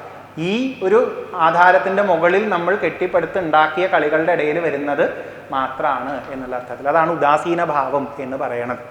പ്രത്യേകിച്ച് ഒന്നിനോടൊരടുപ്പ് കൂടുതലൊന്നും ഇല്ല. നമുക്കത് എളുപ്പമല്ല. നമ്മുടെ ഇപ്പോഴത്തെ ഒരു ഭക്തിയുടെ സ്റ്റാൻഡേർഡിൽ നമ്മൾ നിൽക്കുന്നത് എന്താ ചോദിച്ചാൽ ജീവിതത്തിൽ ചിലതൊക്കെ ഉണ്ടാകുമ്പോൾ ഈശ്വരൻ കൂടെ ഉണ്ടെന്നും ബാക്കിയുള്ളതൊക്കെ ഇല്ലാണ്ട് ചെയ്യുമ്പോൾ ഈശ്വരൻ എന്നോട് എന്തോ ദേഷ്യം ഉണ്ട് എന്നുള്ള നിലയ്ക്കുമാണ്. ചിലത് അനുകൂലവും ചിലത് പ്രതികൂലവുമായിട്ടാണ്. എന്നാൽ ഇതിനെല്ലാം ആധാരമായ ഒരു ഈശ്വരനെ തിരിച്ചറിഞ്ഞ ഒരാൾക്ക് ഇതെല്ലാം എന്തുതന്നെയാണ്? ഈശ്വരൻ്റെ ലീലയാണ്. അത്ര ഭംഗിയായിട്ട് ആ പൂന്താരം പറഞ്ഞത്. എന്താ പറഞ്ഞേ? മാളികമുകളേറിയ മന്നൻ്റെ കയറ്റി കണ്ടാലും 2-4 ദിനം കൊണ്ടൊരുത്തൻ തണ്ടിലേറി കണ്ടാലും രണ്ടും എന്തുതന്നെയാണ്? ഭഗവാന്റെ ലീലയായിട്ട് കാണാൻ പറ്റണം. പുതിയൊരു കുഞ്ഞിൻ്റെ കരച്ചിൽ കണ്ട് നമ്മൾ ചിരിക്കുന്നതും ഇതിന് നേരെ വിപരീതം എന്താ? ഒരു കണ്ണടഞ്ഞു പോണതും കണ്ടാൽ അത് ജീവിതത്തിൻ്റെ 2 എപ്പിസോഡുകൾ മാത്രമായിട്ട് തന്നെ കാണാൻ നമുക്ക് പറ്റണം എന്ന്. അവിടെയാണ് ഉദാസീന ഭാവം വരുന്നത്. ഒരു സാക്ഷിഭാവത്തിന് അത്രയും ഇതുണ്ട്. ആ ഉദാസീന ഭാവത്തെ അല്ലെങ്കിൽ ഔദാസീന്യത്തോടു കൂടിയിരിക്കുന്ന ദ്രവ്യജ്ഞാന ക്രിയാത്മാക്കളുടെ അധ്യക്ഷനായിരിക്കുന്ന സൂക്ഷ്മമായിട്ടും രഹസ്യമായിട്ടും ഇരിക്കുന്ന, ശരിക്കും പറഞ്ഞാണ്ടല്ലോ നമുക്കൊന്നും എത്തിപ്പെടാൻ പറ്റാത്ത ഏതോ ഒരു ഗുഹയിൽ ഇരിക്കണ പോലെയാണ് നമ്മുടെ ഈ ഞാൻ നമ്മുടെ ഉള്ളിൽ ഇരിക്കണത്. കാരണം പുറമേ ഉള്ളതിൽ നമ്മളിങ്ങനെ പിടിച്ചു നിൽക്കുമ്പോൾ നമുക്ക് അതിൻ്റെ ഉള്ളിലിരിക്കുന്ന ഈ ആധാരത്തെ അറിയാൻ പലപ്പോഴും പറ്റണില്ല. അങ്ങനെയുള്ള ഒന്നിനെ ആരാണോ അറിയണത് അവൻ ആപ്നോതി ശോഭനം, അവൻ ജീവിതത്തിൽ ഏറ്റവും ഉയർന്ന നിലയിൽ എത്തുന്നു. അല്ലെങ്കിൽ അവൻ ഈ ജീവിതം കൊണ്ട് ഏറ്റവും ഉയർന്നതിലേക്ക് എത്താൻ സാധിക്കുന്നു. അവൻ അവൻ്റെ ലക്ഷ്യത്തിലേക്ക് എത്തിച്ചേരുന്നു എന്ന് പറയുന്നു. വീണ്ടും സൂചിപ്പിക്കുന്നു, ഭിന്നസ്യ ലിംഗസ്യ ഗുണപ്രവാഹോ ദ്രവ്യക്രിയാകാരകചേതനാത്മനഃ ദൃഷ്ടാസു സമ്പൽസു വിപൽസു സൂരയോ ന വിക്രിയന്തേ മയി ബദ്ധ സൗഹൃദാഃ. സത്യത്തിൻ്റെ മുകളിൽ വന്നു കിടക്കുന്ന കുറച്ചു കാലം മാത്രം നടക്കുന്ന കളികളുടെ ഭാഗമായിട്ടാണ് ഈ ജീവിതത്തിൽ കാണുന്ന സമ്പത്തുകളും ആപത്തുകളും, അല്ലെങ്കിൽ സമ്പത്തുകളും വിപത്തുകളും എല്ലാം എന്ന് നേരത്തെ പറഞ്ഞുല്ലോ. അപ്പൊ അങ്ങനെ കാണുന്ന സകലത്തിലും സത്യത്തെ അറിഞ്ഞ വ്യക്തികൾ എന്ന വിക്രിയന്തേ ഒരു തരത്തിലും മാറുന്നില്ല എന്ന് പറയാം. അവർക്കൊരു വികാരവും വരുന്നില്ല. ഇപ്പൊ സമ്പത്തായാലും ശരി, സമ്പൽസുവ വിപൽസുവ, സമ്പത്തായാലും ശരി വിപത്തുകളായാലും ശരി, അതിലൊന്നും ഒരു തരത്തിലുള്ള കുലുക്കവും അങ്ങനെയുള്ള വ്യക്തികൾക്ക് ഉണ്ടാവണില്ല. കാരണം തേ മയി ബദ്ധ സൗഹൃദാഹാണ്. അവര് ആരാണ്? എന്നിൽ ഉറക്കപ്പെട്ട സൗഹൃദത്തോടു കൂടിയവരാണ്. ഭാഷയൊന്നും മാറിയെന്നേ ഉള്ളൂ. ഉദ്ദേശം എന്താണ്? സത്യത്തിൽ ഉറച്ച്, ഭഗവാൻ എന്നിൽ ഉറച്ചു നിൽക്കുന്നവരെന്ന് ചിലരെ പറ്റി പറയുന്നുണ്ടെങ്കിൽ അതൊരു ഭാഷയുടെ മാറ്റം മാത്രമാണ്. യാഥാർത്ഥ്യത്തെ അറിഞ്ഞു നിൽക്കുന്നവര് എന്നാണ് അതിൻ്റെ അർത്ഥമായിട്ട് നമ്മൾ എടുക്കേണ്ടത്. ഈ ദ്രവ്യക്രിയാകാരക ചേതനാത്മാക്കളുടെ ഒരു കളിയായിട്ടാണ് ഇവിടെ കാണുന്ന എല്ലാ സമ്പത്തുകളെയും വിപത്തുകളെയും മനസ്സിലാക്കേണ്ടത്. സത്യസ്വരൂപനാകുന്ന ഭഗവാനിൽ ഉറച്ചു നിൽക്കുന്ന സൗഹൃദത്തോടു കൂടിയവര് ഈ പറയുന്ന ചലനങ്ങളിലൊന്നും ഇളകാറില്ല. അതനുസരിച്ചൊന്നും അവർക്ക് ഒരു തരത്തിലുള്ള വികാരവും ഉണ്ടാവാറില്ല എന്ന് പറയുന്നു. ധ്രുവന്റെ കഥ കേട്ടിട്ടുണ്ടല്ലോ. ആ 5 വയസ്സിൽ 6 മാസം കൊണ്ട് ഈശ്വരനെ അറിഞ്ഞ് തിരിച്ചു വന്ന് ജീവിതത്തിൽ മുന്നോട്ട് പോകുന്നതിനിടയ്ക്ക് അനിയൻ മരിച്ച ഒരു ഘട്ടം വന്നപ്പോൾ ഉള്ളിൽ ഒരു വിഷമം തോന്നി. വിഷമം മെല്ലെ പ്രതികാരമായിട്ടും മാറി. വിഷമം ഉണ്ട് ഇപ്പോൾ. കാരണം എന്താ? അനിയൻ മരിച്ചതുകൊണ്ടാണ്. അനിയൻ മരിക്കാതിരുന്നു വെച്ചാൽ വിഷമം ഉണ്ടാവില്ലായിരുന്നു. അനിയൻ മരിക്കാൻ കാരണം ആരാ? ഒരു യക്ഷൻ കൊന്നതാ. അപ്പൊ എൻ്റെ വിഷമത്തിന് കാരണം ആരാ? യക്ഷനാണ്. അങ്ങനെയാണ് യക്ഷനെ കൊല്ലാൻ പോയി. ഒരു യക്ഷനെ കൊന്നോടത്ത് നിർത്താൻ പോയില്ല, പകരം എല്ലാവരും. അവസാനം സ്വയംഭൂമന് വന്നിട്ട് ചോദിക്കുന്നുണ്ട്, അറിവുള്ളവർ ഇങ്ങനെയാണോ ചെയ്യുക? ഇതിവിടെ നടക്കുന്ന ചില എപ്പിസോഡുകൾ മാത്രമാണ് തിരിച്ചറിയേണ്ടതെന്ന്. ശരിയെന്ന് പറഞ്ഞൊന്ന് അടങ്ങി നിന്നിട്ട് യക്ഷന്മാരുടെ നാഥനായ കുബേരൻ്റെ അടുത്തേക്ക് അങ്ങോട്ട് പോകാൻ ശ്രമിച്ചപ്പോൾ കുബേരൻ ഇങ്ങോട്ട് വന്നു. ഒറ്റ ഡയലോഗേ പറഞ്ഞുള്ളൂ. ഇത് മൊത്തം മനസ്സും ബുദ്ധി അഹങ്കാരവും ഇന്ദ്രിയങ്ങളും ഒക്കെ കൂടെ ചേർത്തിട്ട് നടത്തുന്ന ഒരു നാടകമല്ലേ? അത് അറിയണവന് ഇതൊന്നും ഒരു പ്രശ്നമല്ലല്ലോ. അപ്പോൾ ശരിയാണ്, ഒരാളുടെ ഉള്ളിലെ ബോധത്തിൽ നിന്ന് ആളുടെ ഉള്ളിൽ കളിച്ചു നടക്കുന്ന അഭിമാനങ്ങളും വികാരങ്ങളും ഒക്കെ എന്തൊക്കെയോ ചിന്തിച്ചതനുസരിച്ച് അയാളുടെ കയ്യും കാലും ഒക്കെ പ്രവർത്തിക്കാൻ ശ്രമിച്ചതിൻ്റെ പേരിലാണ് അയാൾ ഒരു കൊല ചെയ്യുന്നത്. ഇപ്പുറത്തെ ഒരാളും എന്തൊക്കെയോ തരം രീതിയിൽ ഇങ്ങനെ പ്രവർത്തിച്ചതിൻ്റെ പേരിലാണ് ഇങ്ങനത്തെ അനുഭവങ്ങളൊക്കെ കിട്ടുന്ന നിലയിലേക്കും എത്തിച്ചേർന്നിരിക്കുന്നത്. മൊത്തത്തിൽ നോക്കുക, ഇത് മുഴുവൻ എന്തിൻ്റെ കളിയാണ്? കുറേ സ്വഭാവങ്ങളുടെയും ശീലങ്ങളുടെയും കുറേ ഉള്ളിലുള്ള മോഹങ്ങളുടെയും ഒക്കെ കളികളായിട്ട് കണ്ടൂടെ? അവനെ കൊന്നു എന്നുള്ള സംഭവം ശരി.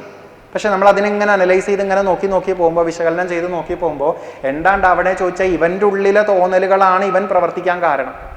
അവൻ്റെ ഉള്ളിലെ തോന്നലുകൾക്കനുസരിച്ചാണ് അവനും അവിടെ എത്തിച്ചേർന്നിട്ടുള്ളത്. ചുരുക്കം പറഞ്ഞാൽ അവനെയും അവളെയും അല്ലെങ്കിൽ അവനെയും നമ്മൾ വിടണു. അവസാനം നമുക്കതിനെ ചുരുക്കിയിട്ട് ഏത് പേരിൽ പറയാൻ പറ്റും? 2 മനസ്സുകളുടെ കളികൾ. ഇനി 2 മനസ്സുകൾ മനസ്സ് തന്നെയല്ലേ? അപ്പോൾ അവസാനം നമുക്ക് ചുരുക്കിയിട്ട് എന്ത് പറയാൻ പറ്റും? മനസ്സിൻ്റെ കളികൾ.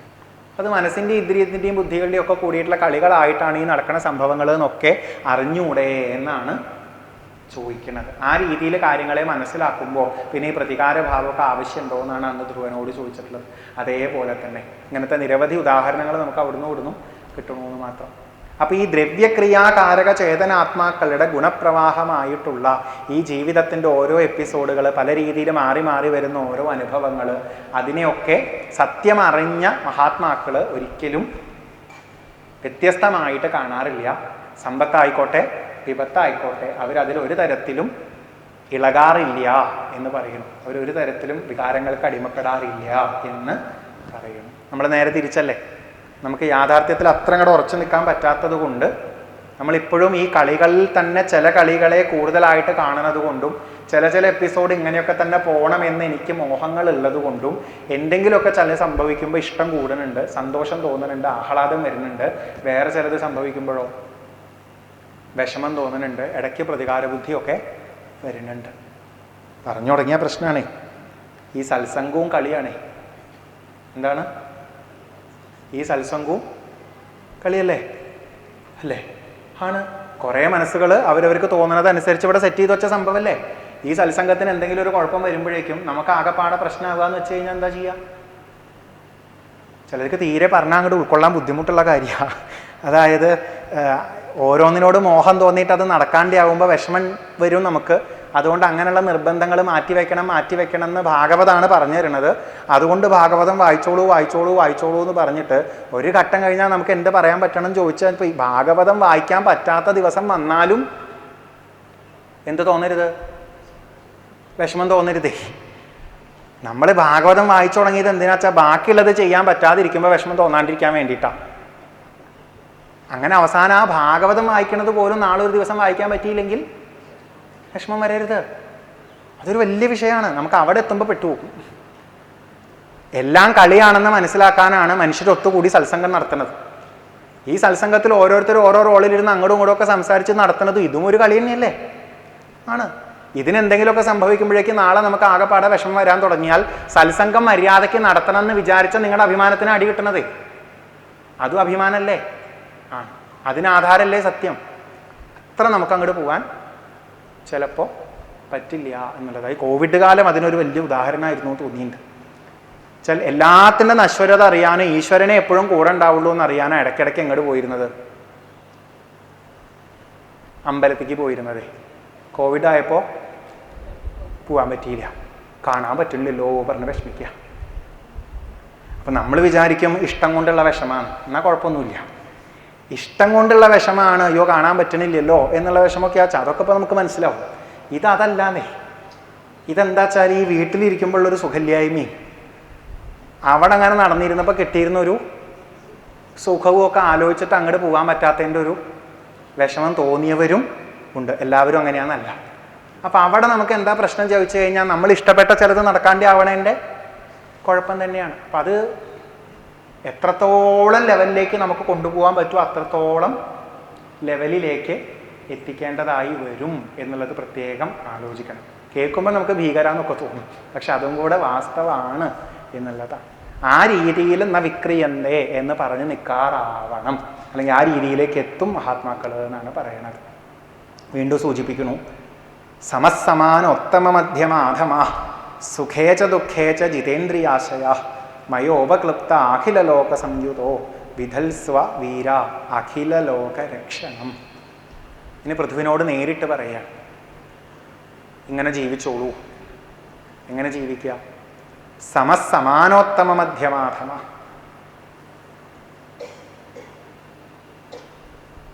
ഉത്തമൻ, മധ്യമൻ, അധമൻ. 3 തരത്തിൽ നമ്മൾ പറയാറുണ്ടല്ലോ. നമ്മളെ വെച്ച് നോക്കുമ്പോൾ നമ്മളെക്കാൾ മേലെയുള്ളവർ ഉത്തമൻ, നമ്മളെക്കാൾ താഴെയുള്ളവർ അധമൻ, നമ്മളെ പോലുള്ളവർ മധ്യമൻ എന്നുള്ള രീതിയിൽ പറയും. ഇതിനെ 3നെയും സമാനമായിട്ട് കാണുന്ന ആളായി മാറാനാണ് നമ്മുടെ അടുത്ത് പറയുന്നത്. അത് വ്യക്തികൾ എന്നുള്ള നിലയ്ക്കല്ല, ജീവിതത്തിൽ ഏത് അനുഭവങ്ങളെയും നമുക്കിങ്ങനെ വേണമെങ്കിൽ അല്ലേ ഉത്തമം, മധ്യമം, അധമം എന്നുള്ള രീതിയിൽ എടുക്കാം. ആ 3 തരത്തിലുള്ളതിനെയും എങ്ങനെ കാണാറാവണം? സമാനമായിട്ട് കാണാറാവണം. അതെങ്ങനെയാ പോലെ കാണാൻ പറ്റുക? കാണുമ്പോൾ 3 വ്യത്യാസം ഉണ്ടല്ലോ അല്ലേ? നല്ല സ്വാദുള്ള ഭക്ഷണവും തരക്കേടില്ലാത്ത ഭക്ഷണവും, പിന്നെന്താ പറയുക, അല്ലാതെ നമ്മൾ കുറച്ചുകൂടെ അങ്ങനെ കറിയായിട്ട് പറയുമ്പോൾ, കുറച്ചും കൂടെ കാര്യമായിട്ട് പറയുമ്പോൾ വായയിൽ വെക്കാൻ കൊള്ളാത്തതും. ഇപ്പം 3 ഗ്രേഡ് കിട്ടിയില്ലേ? വിരൽ കടിക്കുന്നതും തരക്കേടില്ലാത്തതും വായിൽ വെക്കാൻ കൊള്ളാത്തതും. ഭാഗവതം പറയുക സമസമാനോത്തമ മധ്യമാധമ. നമ്മളെന്താ ചെയ്യുക? എങ്ങനെയാണ് ഈ ഉത്തമത്തിനെയും മധ്യമത്തിനെയും അധമത്തിനെയും സമാനമായിട്ട് കാണാൻ പറ്റുക? എങ്ങനെയാ പറ്റുക? അപ്പം നമ്മളിങ്ങനെ നോക്കണം, എന്തുകൊണ്ടാണ് ഇത് ഉത്തമവും മധ്യമവും അധമവും ആയത്? സ്വാദല്ലേ? അപ്പം അതിനെങ്ങനെ ചിക്കിച്ചകഞ്ഞ് നമ്മളിങ്ങനെ നോക്കി നോക്കി പോകുമ്പോൾ എവിടെയൊക്കെയോ നമ്മുടെ ചില സങ്കല്പങ്ങളുടെ ഭേദമനുസരിച്ചാണ് അതിനോട് യോജിക്കുന്നത് ഉത്തമവും അല്ലാത്തത് മധ്യമവും നേരെ എതിര് നിൽക്കുന്നത് അധമുമായി പോകുന്നത്. അതിന് പകരം അത്യാവശ്യം ശരീരം നിലനിർത്താൻ വേണ്ടി കഴിക്കുന്ന ഭക്ഷണം എന്നുള്ള രീതിയിൽ ചിന്തിച്ച് നമ്മളതിനെ നോക്കുകയാണെങ്കിലോ സമാനമായിട്ട് കാണാൻ പറ്റും. ഉത്തമം കിട്ടിയ അമിതാഹ്ലാദവും ഇല്ല, മധ്യമം കിട്ടിയ ശബ്ദം ഉണ്ടാക്കലും ഇല്ല, അധമം കിട്ടിക്കഴിഞ്ഞാൽ വല്ലാണ്ട് അപകടം പിടിച്ച വാക്കുകൾ പറയൂല. ആലോചിച്ചാൽ നമുക്കറിയാം, നമ്മൾ അധമം എന്ന് പറയണത് നല്ല വിശപ്പുള്ളവന് എന്തായിരിക്കും. അപ്പൊ തന്നെ ഈ സങ്കല്പങ്ങളുടെ വ്യത്യാസം അനുസരിച്ചാണ് ഈ മാറ്റം വരുന്നത് എന്നുള്ളത് നമുക്ക് ഉറപ്പാണ്. ശരിയല്ലേ? ഈ ഉദാഹരണം പറയണോണ്ട് ഒന്നും തോന്നരുത് കേട്ടോ. നമ്മളൊരു ആത്മവിമർശനമൊക്കെ ചേർത്തിട്ടാണേ പറയണത്, ഒന്നും തോന്നരുതേ. ഞാനിന്ന് രാവിലെ തൃശ്ശൂർ റെയിൽവേ സ്റ്റേഷനിൽ ഇറങ്ങി. അപ്പോൾ ഗുരുവായൂർ പോയിട്ട് വരുമ്പോൾ നേരം വൈകും എന്നുള്ളത് കൊണ്ട് അവിടെ നിന്ന് ഇങ്ങോട്ട് വരാമെന്ന് വിചാരിച്ചു. ഇവിടുന്ന് വിജയൻ സാർ ഒരു കാർ അയച്ചു. അപ്പോൾ നമ്മൾ നോക്കുമ്പോൾ കാറുകൾ പലതരത്തിലില്ലേ? ഇല്ലേ? ഉണ്ട്. അപ്പോൾ നമ്മുടെ ഉള്ളിൽ അങ്ങനെ തോന്നുകയാണ്, ഒരു ഹൈ സ്റ്റാൻഡേർഡ് കാറ് ആയിക്കോട്ടെ. അത് അടുത്തത് മധ്യമുണ്ട്, അതിലും താഴെ എന്തുണ്ട്? ഇപ്പോഴും വല്ല മാരുതി 800 വെച്ചാൽ എന്ത് പറയാം? വല്ല അധമെന്നൊക്കെ വേണമെങ്കിൽ പറയാം, ഇല്ലേ? ഇതെങ്ങനെയാ ഈ 3 എണ്ണത്തിൻ്റെ ഒരു വ്യത്യാസം നമുക്ക് വരുന്നത്?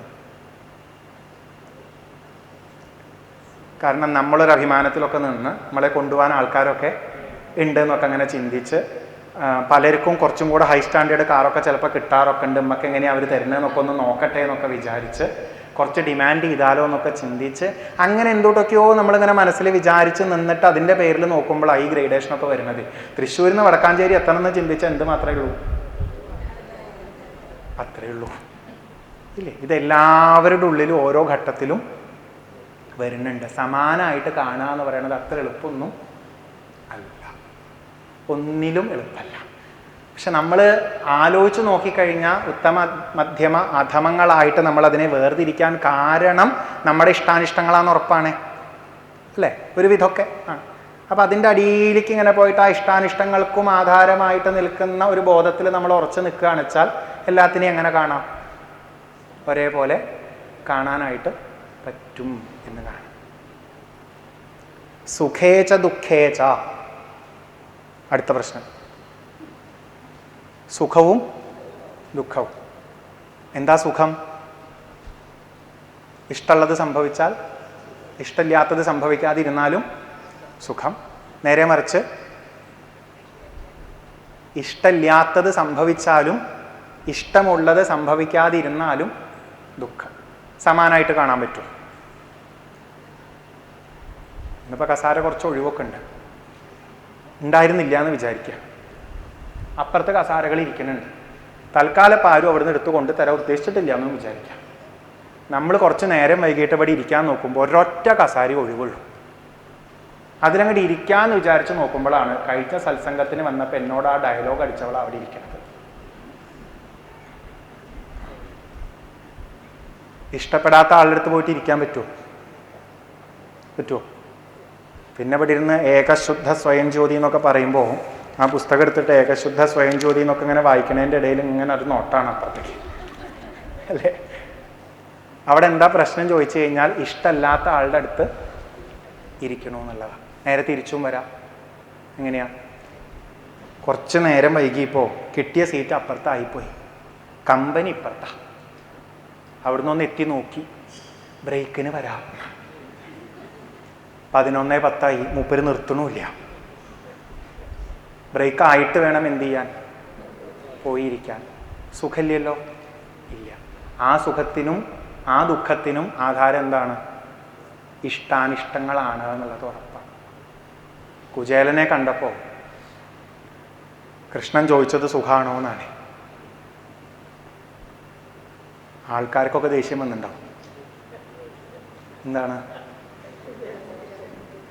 നമ്മൾ പറയുന്ന ഡയലോഗ് അന്ന് വേറെ ഏതോ തരത്തിലാണ് പറഞ്ഞിരുന്നതെന്ന് മാത്രമേ ഉള്ളൂ. ഈ ഉണ്ണിയെ കണ്ടാൽ അന്നത് ഏതോ രീതിയിലാണ് പറഞ്ഞത്, ഇയാളെ കണ്ടറിഞ്ഞൂടെ എന്ന്. അവിടെ ഉള്ളവരൊക്കെ പറഞ്ഞിട്ടുണ്ട്.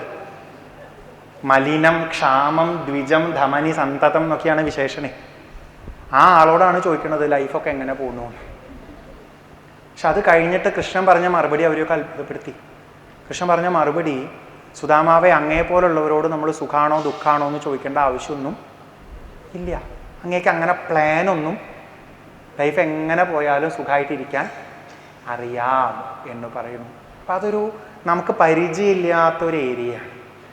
കപിലോപദേശം തുടങ്ങുമ്പോൾ വിഷമമുണ്ട് സുഖാക്കി തരുമോ എന്ന് ചോദിച്ച ദേവഹൂതിയുടെ അടുത്ത് കപില ഭഗവാൻ പറഞ്ഞതേ, ഞാൻ പറഞ്ഞു തരാൻ പോണ ഒരു നല്ല വഴിയുണ്ട്, ആ വഴി കൂടെ പോയാൽ ദുഃഖം ഉണ്ടാവില്ല, സുഖവും ഉണ്ടാവില്ല. അതാണ് നമുക്കൊരു പ്രശ്നം. അപ്പം നമ്മൾ വിചാരിക്കണ സുഖം എന്താ ചോദിച്ചാൽ ഇഷ്ടമുള്ളത് മാത്രം നടക്കുക എന്നുള്ളതാണ്. പക്ഷേ നമ്മളോട് ആധ്യാത്മികത പറഞ്ഞു തരുന്നത് ഇഷ്ടങ്ങൾ, വാശികൾ അങ്ങോട്ട് ഇല്ലാണ്ട് ആക്കിയാൽ, ഇഷ്ടാനിഷ്ടത്തിനേക്കാൾ പറയാൻ നല്ല വാക്ക് വാശി എന്നാണ്. വാശി അങ്ങോട്ട് ഇല്ലാണ്ട് ആക്കി കഴിഞ്ഞാൽ എവിടെയും എന്താണ്, അതിന് സുഖം എന്നുള്ള വാക്ക് പറഞ്ഞ് കഷ്ടപ്പെടണ്ട, പകരം ആനന്ദെന്നോ ശാന്തിന്നൊക്കെ പറഞ്ഞോളൂ എന്ന് മാത്രമേ ഉള്ളൂ. അപ്പം ആ ഭാവത്തിലേക്ക് എത്തുക എന്നുള്ളതാണ് ഉദ്ദേശിക്കുന്നത്. സമാനോത്തമ മധ്യമ ആധമനായിരിക്കുക. അതായത് ഉത്തമ മധ്യമ ആധമ വ്യക്തികളായിക്കോട്ടെ വസ്തുക്കളായിക്കോട്ടെ ഈ ഗ്രേഡേഷനൊക്കെ കൊടുക്കുന്നത് നമ്മുടെ ഉള്ളിലെ സങ്കല്പങ്ങളാണെന്ന് അറിഞ്ഞ് എല്ലാത്തിനെയും സമാനമായിട്ട് കാണാറാവുക. എന്തിനാണ്? വിഷമം തോന്നിക്കഴിഞ്ഞാൽ നമ്മുടെ ഉള്ളിൽ അനുഭവത്തിൽ വ്യത്യാസം വരും. നല്ലത് ചീത്തത്. വിഷമം എന്ന് പറഞ്ഞു കഴിഞ്ഞാൽ സമമല്ല എന്നാണ് അർത്ഥം. അപ്പോൾ സമമായിട്ട് എടുക്കാൻ പറ്റാണ്ടി ആവുമ്പോൾ മുഴുവൻ എന്തെങ്കിലുമൊക്കെ കുഴപ്പങ്ങൾ നമ്മുടെ ഉള്ളിൽ വന്നുകൊണ്ടിരിക്കും. സമമായിട്ട് എടുക്കാൻ പറ്റിക്കഴിഞ്ഞാലോ പ്രശ്നമില്ല എന്നുള്ള രീതിയിലാണ്. ഇതാവണം എന്നുണ്ടെങ്കിൽ എന്ത് വേണമെന്ന് ചോദിച്ചാൽ ജിതേന്ദ്രിയാശയനാവണം. ഇന്ദ്രിയങ്ങളെയും ആശയത്തെയും ജയിക്കണം. ഇന്ദ്രിയങ്ങൾ കണ്ണ് കാത് തുടങ്ങിയതൊക്കെ, ആശയം മനസ്സാണെന്ന് വിചാരിച്ചോ. അപ്പം ഇന്നത് കാണണം, ഇന്നത് കേൾക്കണം, ഇന്നതേ കാണാൻ പാടൂ, ഇന്നതേ കേൾക്കാൻ പാടൂ, അങ്ങനെ ആവണം ഇങ്ങനെ ആവണം എന്നുള്ള നമ്മുടെ നിർബന്ധ ബുദ്ധി ഉണ്ടല്ലോ, പാശികളുണ്ടല്ലോ, ഇതിൻ്റെ ഒക്കെ കൂട്ടത്തിനെയാണ് ഇന്ദ്രിയ ആശയങ്ങളിലൂടെ കാണിച്ചു തരുന്നത്. അതിനെ ജയിക്കണം എന്ന് പറഞ്ഞാൽ എന്താ അർത്ഥം? പിടിവാശികൾ ഇല്ലാതെയാവും. പിടിവാശികൾ മുഴുവൻ പ്രകൃതിയെ അപേക്ഷിച്ചാണ്. പിടിവാശികൾ മുഴുവൻ നശ്വരമായതിനെ അപേക്ഷിച്ചിട്ടാണ്. സത്യത്തെ അറിഞ്ഞ് അതേ നിലനിൽക്കുള്ളൂ എന്ന് ഉറപ്പിച്ച് എപ്പോൾ വേണമെങ്കിലും മാറി മറയാവുന്നതിലുള്ള പിടിവാശികൾ ഒഴിവാക്കി കഴിഞ്ഞാൽ എല്ലാത്തിൻ്റെയും ആധാരമായ സത്യത്തെ നോക്കി കണ്ടുകൊണ്ട് സമാനമായിട്ട് തന്നെ കാണാനായി പറ്റും. അതിലൂടെ മുന്നോട്ട് പോകാനായിട്ട് പറ്റും. അത് ചുറ്റുമുള്ള വ്യക്തികളെ കാണുമ്പോഴും ജീവിതത്തിലെ പല അനുഭവങ്ങളിലൂടെ കടന്നു പോകുമ്പോഴും എന്തൊക്കെ കണ്ടാലും എന്തൊക്കെ കേട്ടാലും എങ്ങനെയായാലും നമുക്ക് ഇതേ ഭാവത്തിലൂടെ പോവാൻ സാധിക്കും എന്ന് പറയണം. അങ്ങനെ പോവണം എന്ന് ഭഗവാൻ ആരോട് പറയുന്നു? പൃഥുവിനോട് പറയുന്നു. എന്നിട്ടോ മയോപക്ലുപ്ത അഖില ലോക സംയുതോ വിധൽസ്വവീര അഖില ലോക രക്ഷണം. എൻ്റെ അനുഗ്രഹത്താൽ എന്നോട് ചേർന്ന് നിൽക്കുന്നത് കൊണ്ട് ലഭിക്കുന്ന എല്ലാവിധ സവിശേഷതകളോടും കൂടെ ഹേ വീരനായ പൃഥോ, അങ്ങ് എന്ത് ചെയ്യണം? അഖില ലോക രക്ഷണം ചെയ്യണം എന്ന് പറയുന്നു. സ്വയം ഇങ്ങനെ നിന്നാൽ മാത്രം പോരാ, എന്ത് ചെയ്യണം? അങ്ങയുടെ ഒരു ഡ്യൂട്ടി ചെയ്യണം എന്ന് പറയാം. അപ്പം അവിടേക്കാ ഭഗവാൻ ഇത് കൊണ്ടെത്തിക്കണം. നേരെ മറിച്ച് ഇത്രയൊക്കെ പറഞ്ഞു വെച്ചിട്ട് പൃഥു ഇനി നീ രാജാവൊന്നുമായിട്ട് ഇരിക്കണ്ട എന്നല്ല പറഞ്ഞു വെക്കുന്നത്. പകരം ഈ ബോധത്തിൽ നിന്നുകൊണ്ട് ചെയ്യാനുള്ള രാജാവിൻ്റെ രീതിയിൽ മുന്നോട്ട് പൊക്കോളൂ എന്ന് പറയാനായിട്ട് ശ്രമിക്കുക. അതിന് പറയുന്ന ഒരു നല്ല ആശയമാണ് അടുത്ത ശ്ലോകം. ശ്രേയ പ്രജാപാലനമേവ രാജ്ഞോ യൽ സാമ്പരായേ സുഹൃതാൽ ഷഷ്ഠമംശം ഹർത്ത അന്യഥാ ഹൃതപുണ്യ പ്രജാനാം അരക്ഷിത കരഹാരോഘമത്തി എന്ന് പറയുന്നു. ഒരു രാജാവിൻ്റെ ശ്രേയസ് എന്ന് പറയുന്നത് പ്രജാപാലനമാണ് എന്ന് പറയുന്നു. ഭരിക്കലല്ല, എന്താണ്? പരിപാലിക്കലാണ്. വേണ്ടതെല്ലാം ഒരുക്കി കൊടുത്ത് അവരുടെ ക്ഷേമത്തിന് വേണ്ടി മുന്നോട്ട് പോകലാണ് ഒരു രാജാവിൻ്റെ കടമ. നമുക്ക് ആ വാക്കിൻ്റെ അർത്ഥം അത്ര അറിയില്ല. നമ്മൾ രാജാവാണ് എന്ന് കേൾക്കുമ്പോൾ നമ്മൾ അപ്പം ഉപയോഗിക്കുന്ന വാക്കാണ് രാജാവായിട്ട് വിലസുന്നു എന്നാണ് നമ്മൾ പറയുക. ഇപ്പം രാജാവായിരിക്കുമ്പോഴുള്ള സുഖ സൗകര്യങ്ങൾ മാത്രമേ നമുക്കറിയുള്ളൂ. രാജാവായിരിക്കുമ്പോഴുള്ള ഉത്തരവാദിത്തം നമ്മൾ അറിയണില്ല. പണ്ടുള്ളവരെ രാജാവ് എന്നുള്ള രീതിയിൽ അംഗീകരിച്ചിരുന്നത് അവരെങ്ങനെ എല്ലാവരെയും പരിപാലിച്ച് മുന്നോട്ട് കൊണ്ടുപോകണു എന്നുള്ളത് നോക്കിക്കൊണ്ടാണ്. അപ്പം അതാണ് രാജാവിൻ്റെ കടമ എന്ന് പറഞ്ഞു കൊടുക്കും. അതങ്ങ് ചെയ്യണം എന്ന് പറയുന്നു. സ്വയം ചെയ്യാന്ന് മാത്രമല്ല, ഈ പ്രജാപാലനം എന്ന് പറഞ്ഞില്ലേ, പ്രജകളെ പരിപാലിക്കുക എന്ന് പറയുമ്പോൾ അതിൽ അവർക്ക് നല്ലത് പറഞ്ഞു കൊടുത്ത് അവരെ നേർവഴിക്ക് നയിക്കുക എന്നുള്ളതും കൂടെ ഉൾപ്പെടുന്നുണ്ട്. അപ്പോൾ പൃഥുവിനോട് ഭഗവാൻ ഇപ്പോഴേ പറയുകയാണ്, അങ്ങ് സ്വയം ഇങ്ങനെ ചെയ്യാന്ന് മാത്രമല്ല മറ്റുള്ളവരെ കൊണ്ട് അത് ചെയ്യിപ്പിച്ച് അവരെ മുന്നോട്ട് ഗൈഡ് ചെയ്യേണ്ട കടമ കൂടെ ആർക്കുണ്ട്? അങ്ങേക്കുണ്ട് എന്ന് പറഞ്ഞു കൊടുക്കണം. എന്നിട്ട് അതിൻ്റെ ഒരു ടിപ്പ് പറയാണേ. നല്ല രീതിയിൽ പ്രജകളെ മുന്നോട്ട് നടത്തുന്ന രാജാവിന് പ്രജകൾ ചെയ്യുന്ന സുഹൃതത്തിൻ്റെ 1/6 ഭാഗം അനുഭവിക്കാൻ ഇടവരും. പ്രജകളിൽ നിന്ന് കരം പിരിച്ചിട്ടാണ് രാജാവ് പ്രവർത്തിക്കുന്നത്. പ്രജകൾക്ക് തന്നെ ക്ഷേമം വരുത്തുന്ന രീതിയിലെല്ലാം നേരെയാക്കാൻ വേണ്ടിയിട്ട് പ്രജകളിൽ നിന്ന് കരം പിരിച്ച് അതേ പ്രജകളെ നേർവഴിക്ക് നയിക്കുകയാണെങ്കിൽ പ്രജകളുടെ സുഹൃതത്തിൻ്റെ ഒരംശവും ആർക്ക് കിട്ടും? രാജാവിന് കിട്ടും. നേരെ മറിച്ച് പ്രജകളിൽ നിന്ന് കരം ആഹരിച്ചുകൊണ്ട് നേർവഴിക്ക് അവരെ നടത്താതെ അപകടമായി പോവുകയാണെങ്കിൽ അവർ ചെയ്യുന്ന തെറ്റിൻ്റെ ഒരംശവും ആരനുഭവിക്കേണ്ടി വരും? കാരണം രാജാവിൻ്റെ കടമയായിരുന്നു അവരെ നടത്തിയാൽ അതിൻ്റെ നന്മയും കൂടി അനുഭവിക്കാം, നടത്തിയില്ലെങ്കിൽ അവർ ചെയ്യുന്ന തെറ്റിൻ്റെ ഭാഗം കൂടെ അനുഭവിക്കേണ്ടി വരും. ഇതൊരു രാജാവ് എന്നുള്ള രീതിയിൽ പറഞ്ഞാൽ നമുക്ക് മനസ്സിലാക്കാൻ കുറച്ച് ബുദ്ധിമുട്ടാണ്. അപ്പം ഞാൻ ഇതിനെ എടുക്കാറുള്ളത് എപ്പോഴും മാതാപിതാക്കളും കുട്ടികളും എന്നുള്ള അർത്ഥത്തിലാണ്. അപ്പം എന്താ വെച്ചാൽ മാതാപിതാക്കൾ കുട്ടികളെ നേർവഴിക്ക് നടത്തണം. അങ്ങനെയാണെങ്കിൽ അവർ ചെയ്യണ നല്ലതിൻ്റെ ഒരു അംശവും ആർക്ക് കിട്ടും? നേരെ മറിച്ച് ഇവർ നേർവഴിക്ക് നടത്താത്തത് കൊണ്ട് കുട്ടികൾ അപകടമായി പോവുകയാണെങ്കിൽ അതിൻ്റെ ദുരിതത്തിൻ്റെ ഒരു അംശവും എങ്ങനെയാണ് ഈ നന്മയും ദുരിതവും തിരിച്ചറിയുക? നമ്മൾ വിചാരിക്കുന്നത് അവസാനം ജാതകം നോക്കുമ്പോൾ പ്രശ്നം വെക്കുമ്പോൾ കുറച്ച് പുണ്യവും പാപവും കണക്ക് കേൾക്കുന്നതാണ്. അങ്ങനെയല്ല. നമുക്ക് വ്യക്തമായിട്ടുള്ള ജീവിത ഉദാഹരണങ്ങളിലൂടെ ഇത് മനസ്സിലാക്കാൻ പറ്റിയാൽ കുറച്ചും കൂടെ എളുപ്പമുണ്ട്. നോക്കൂ, നമ്മൾ കുട്ടികളെ പഠിപ്പിക്കുകയാണ്.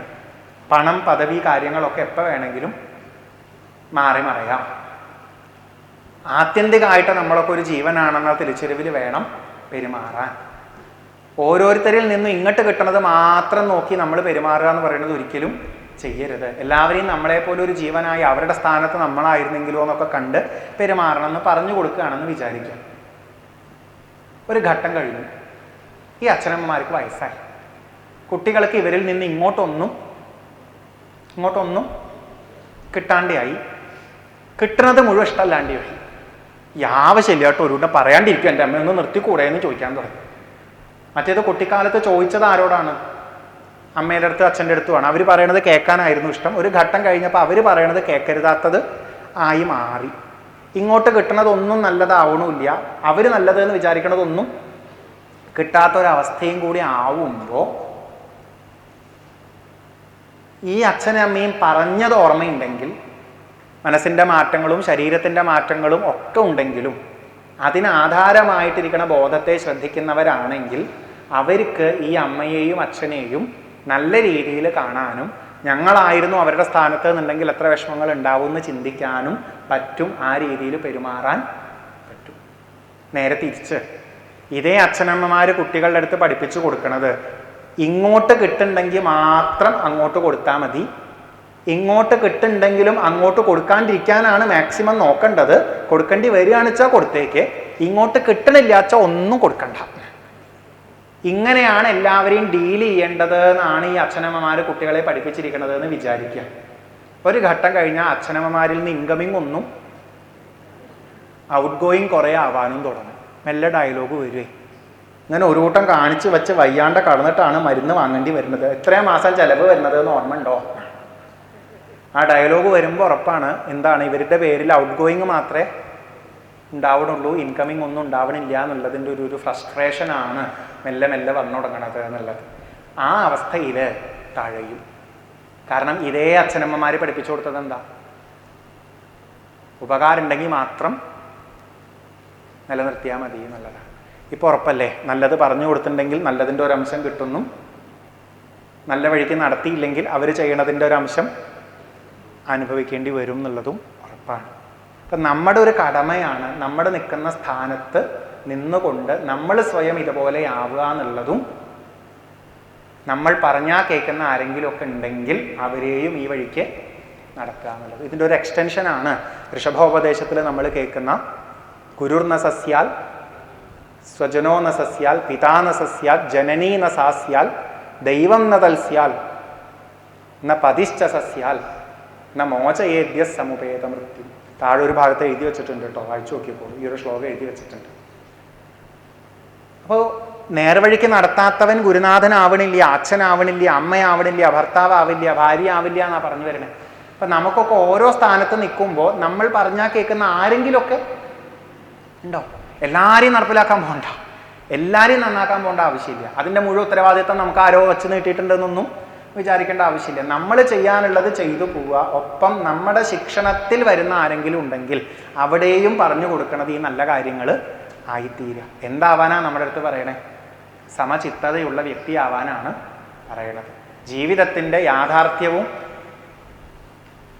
അതിൻ്റെ മുകളിൽ വരുന്ന ഒരു സ്വപ്നം പോലെയുള്ള കളികളും വേർതിരിച്ചറിഞ്ഞ് എന്നും യാഥാർത്ഥ്യത്തെ നോക്കുന്നവൻ. അവനവനിലേക്ക് നോക്കുമ്പോഴും പുറമേക്ക് നോക്കുമ്പോഴും ഇതിൻ്റെ യാഥാർത്ഥ്യത്തെ തിരിച്ചറിയുന്നവൻ. ആ യാഥാർത്ഥ്യത്തിൽ ഉറച്ചു നിന്ന ജീവിതത്തിൽ പക്വതയോടുകൂടി പോവൂ എന്നാണ് പറഞ്ഞു വെക്കുന്നത്.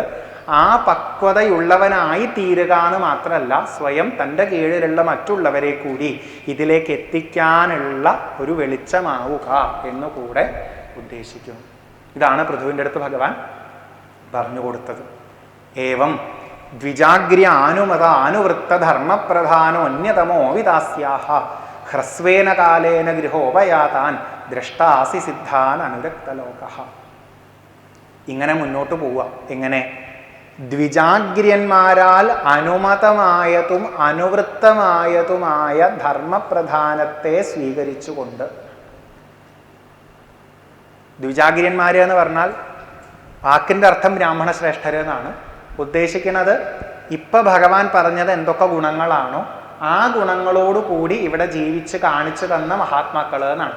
അപ്പം അവരാൽ അനുമതമായത്, അവരംഗീകരിച്ചിട്ടുള്ളതും, അതായത് അങ്ങനെയുള്ളവർ സ്വീകരിച്ചു പോന്നിട്ടുള്ളതും അവർ സ്വയം പ്രാവർത്തികമാക്കി കാണിച്ചു തന്നതുമായിട്ടുള്ള ചില നല്ല ശീലങ്ങളുണ്ട്, അത്തരത്തിലുള്ള ചില നല്ല ആചാരങ്ങളുണ്ട്, അത്തരത്തിലുള്ള ചില നല്ല പെരുമാറ്റങ്ങളുണ്ട്.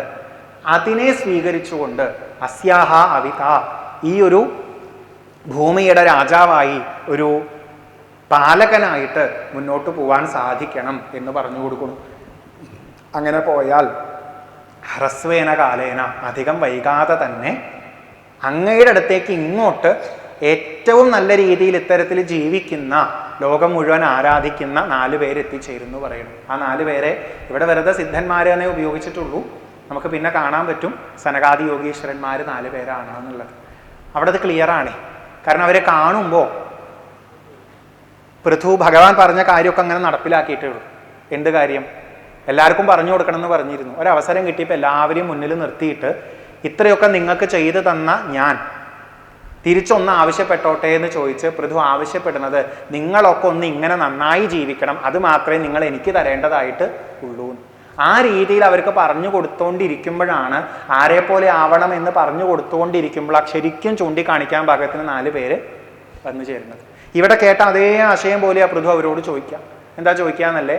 നിങ്ങളെ കണ്ടാൽ ഭാഗ്യാണ്, നിങ്ങളുടെ അടുത്ത് കുശലപ്രശ്നം ഒന്നും ചെയ്യേണ്ട ആവശ്യമില്ലല്ലോ എന്ന്.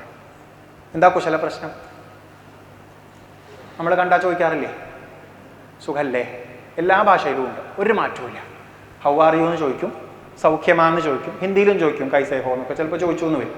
അപ്പം ഈ രീതിയിൽ എല്ലാവരുടെ അടുത്തും നമ്മൾ ചോദിക്കുന്നുണ്ട് ഈ കുശല പ്രശ്നം. നമ്മൾ എന്തിനാ ചോദിക്കണേ? എപ്പോഴോ തോന്നിയത് നമ്മൾ ഈ മറ്റുള്ളവരുടെ അടുത്ത് സുഖമല്ലേ ചോദിക്കണതിൻ്റെ ഒരൊറ്റ കാരണം എന്താ ചോദിച്ചാൽ നമുക്ക് നല്ല ഉറപ്പുണ്ട് എപ്പോഴും സുഖമൊന്നും ആവില്ല, ഇടയ്ക്ക് എന്തെങ്കിലുമൊക്കെ പ്രശ്നമൊക്കെ ഉണ്ടാവാറുണ്ട് എല്ലാവർക്കും. അതുകൊണ്ട് ഉറപ്പിക്കാൻ വേണ്ടി നമ്മൾ എന്ത് ചോദിക്കണു? എന്നും സുഖാന്ന് ഉറപ്പുണ്ട് വെച്ചാൽ പിന്നെ ചോദിച്ചുറപ്പിക്കേണ്ട ആവശ്യമുണ്ടോ? ഇല്ല. പൃഥു പറയണു സനകാദികളോട് ഈ കുശല പ്രശ്നം ചോദിക്കേണ്ട ആവശ്യം ഇല്ല. കാരണം അവർക്ക് എവിടെ പോയാലും എങ്ങനെ ഇരുന്നാലും എന്താണ് സുഖം. അത് കേൾക്കണവർക്കൊക്കെ അത്ഭുതമായി. അങ്ങനെ ആവാൻ പറ്റുമോ? ഞങ്ങൾക്കും അങ്ങനെ ആവാനുള്ള വഴിയുണ്ടോ എന്ന് ചോദിച്ചു. സനകാദികൾ പറഞ്ഞു കൊടുക്കുകയും ചെയ്യും, ഞങ്ങളൊരു ഇൻഷുറൻസ് എടുത്തിട്ടുണ്ട്, എന്ത് വന്നു കഴിഞ്ഞാലും ഞങ്ങളുടെ അടുത്തുനിന്ന് പോവാത്ത അതിനെ മുഴുവൻ നേരിടാനുള്ളൊരു എന്താ ചോദിച്ചു? ആത്മനി ബ്രഹ്മണി ദൃഢാ രതിഹി എന്ന ഒരു ഉത്തരവും പറയണതായിട്ട് കാണാം. ഈ സത്യത്തിൽ ഉറച്ചു നിൽക്കുക എന്നുള്ളതാണ് ഞങ്ങളുടെ ഏറ്റവും വലിയ ഇൻഷുറൻസ്. കുറേ പോളിസി അടച്ചുണ്ടാക്കിയതാണ്. ഇടയ്ക്ക് നാമം ജപിച്ചും ഇടയ്ക്ക് കഥ കേട്ടും ഇടയ്ക്ക് ഇതുപോലുള്ള ഗ്രന്ഥങ്ങൾ വായിച്ചിട്ടും തന്നെയാണ് ഇതാണ് സത്യം ഇതാണ് സത്യം എന്ന് കുറച്ച് പ്രീമിയങ്ങളായിട്ട് അടച്ച് ഉള്ളിൽ ആ ബോധം ഉറപ്പിച്ച് വെച്ചിരിക്കുന്നത്. ഇപ്പോൾ വലിയ എമൗണ്ട് കിട്ടുന്ന ഒരു പോളിസി ആയിട്ടാണ് നിൽക്കുന്നത്. അതുകൊണ്ട് എന്തെങ്കിലുമൊക്കെ പ്രശ്നം വന്നാലും ഇത് വെച്ചിട്ട് അതെല്ലാം നേരെയാക്കാൻ പറ്റും. അപ്പം ആ ഒരു രീതിയിൽ ഇവിടെ പറഞ്ഞതിലേക്ക് തന്നെയാണ് പൃഥു എത്തിച്ചേരുന്നതും മറ്റുള്ളവരെ എത്തിച്ചേർക്കുന്നതും. എല്ലാവർക്കും അതൊരു മാതൃകയായി. അവിടെ എല്ലാവരും ആ വഴിക്ക് പോകാനായിട്ട് ശ്രമിക്കുകയൊക്കെയാണ് ചെയ്യണതായിട്ട് കാണാം. അപ്പോൾ ഭഗവാൻ ഇതും നേരത്തെ പറഞ്ഞു കൊടുത്തിരിക്കുന്നു എന്നുള്ളത് കാണാം. ഇനി ഒരൊറ്റ ശ്ലോകം കൂടെ ഉണ്ട്. ഭഗവാന്റെ അവസാനത്തെ വാചകം ഇതാണ്: വരം ചമൽ കഞ്ചനമാന വേന്ദ്ര വൃണീഷ്വ തേഹം ഗുണശീലയന്ത്രിത നാഹം മഖൈർവൈ സുലഭസ്തപോഭിരിയോഗേന വാ യൽ സമചിത്തവർത്തി. മാനവേന്ദ്ര, ഹേ രാജൻ, വരം ച മൽ കഞ്ചന വൃണീഷ്വ, എൻ്റെ അടുത്ത് നിന്ന് എന്തെങ്കിലും ഒരു വരം ചോദിച്ചു വാങ്ങണം എന്ന് പറയുന്നു. നമ്മളൊക്കെ ആച്ചാലേ എന്നപ്പോൾ തീരെ പോയൊരു ഉപദേശം, അവസാനം ഈ വരം ചോദിക്കുന്ന പരിപാടി ഉണ്ട്, അത് ചോദിക്കുന്നത് കാണാനും ഇല്ല എന്നുള്ള നിലയ്ക്ക് വെയിറ്റ് ചെയ്യും ചിലപ്പോൾ. പൃഥുവിൻ്റെ അടുത്ത് ഭഗവാൻ ചോദിച്ചു, എന്തെങ്കിലും ഒരു വരം എൻ്റെ അടുത്തൊന്ന് ആവശ്യപ്പെടണം. അത്രയും സന്തോഷമായിട്ടാ എന്ന് ഭഗവാൻ മറുപടിയും പറയുന്നുണ്ട്. എങ്ങനെയാ പൃഥ്വിയിൽ സന്തുഷ്ടനായത് ചോദിച്ചാൽ, അങ്ങയുടെ ഗുണശീലങ്ങളാൽ ഞാൻ യന്ത്രിതനായി.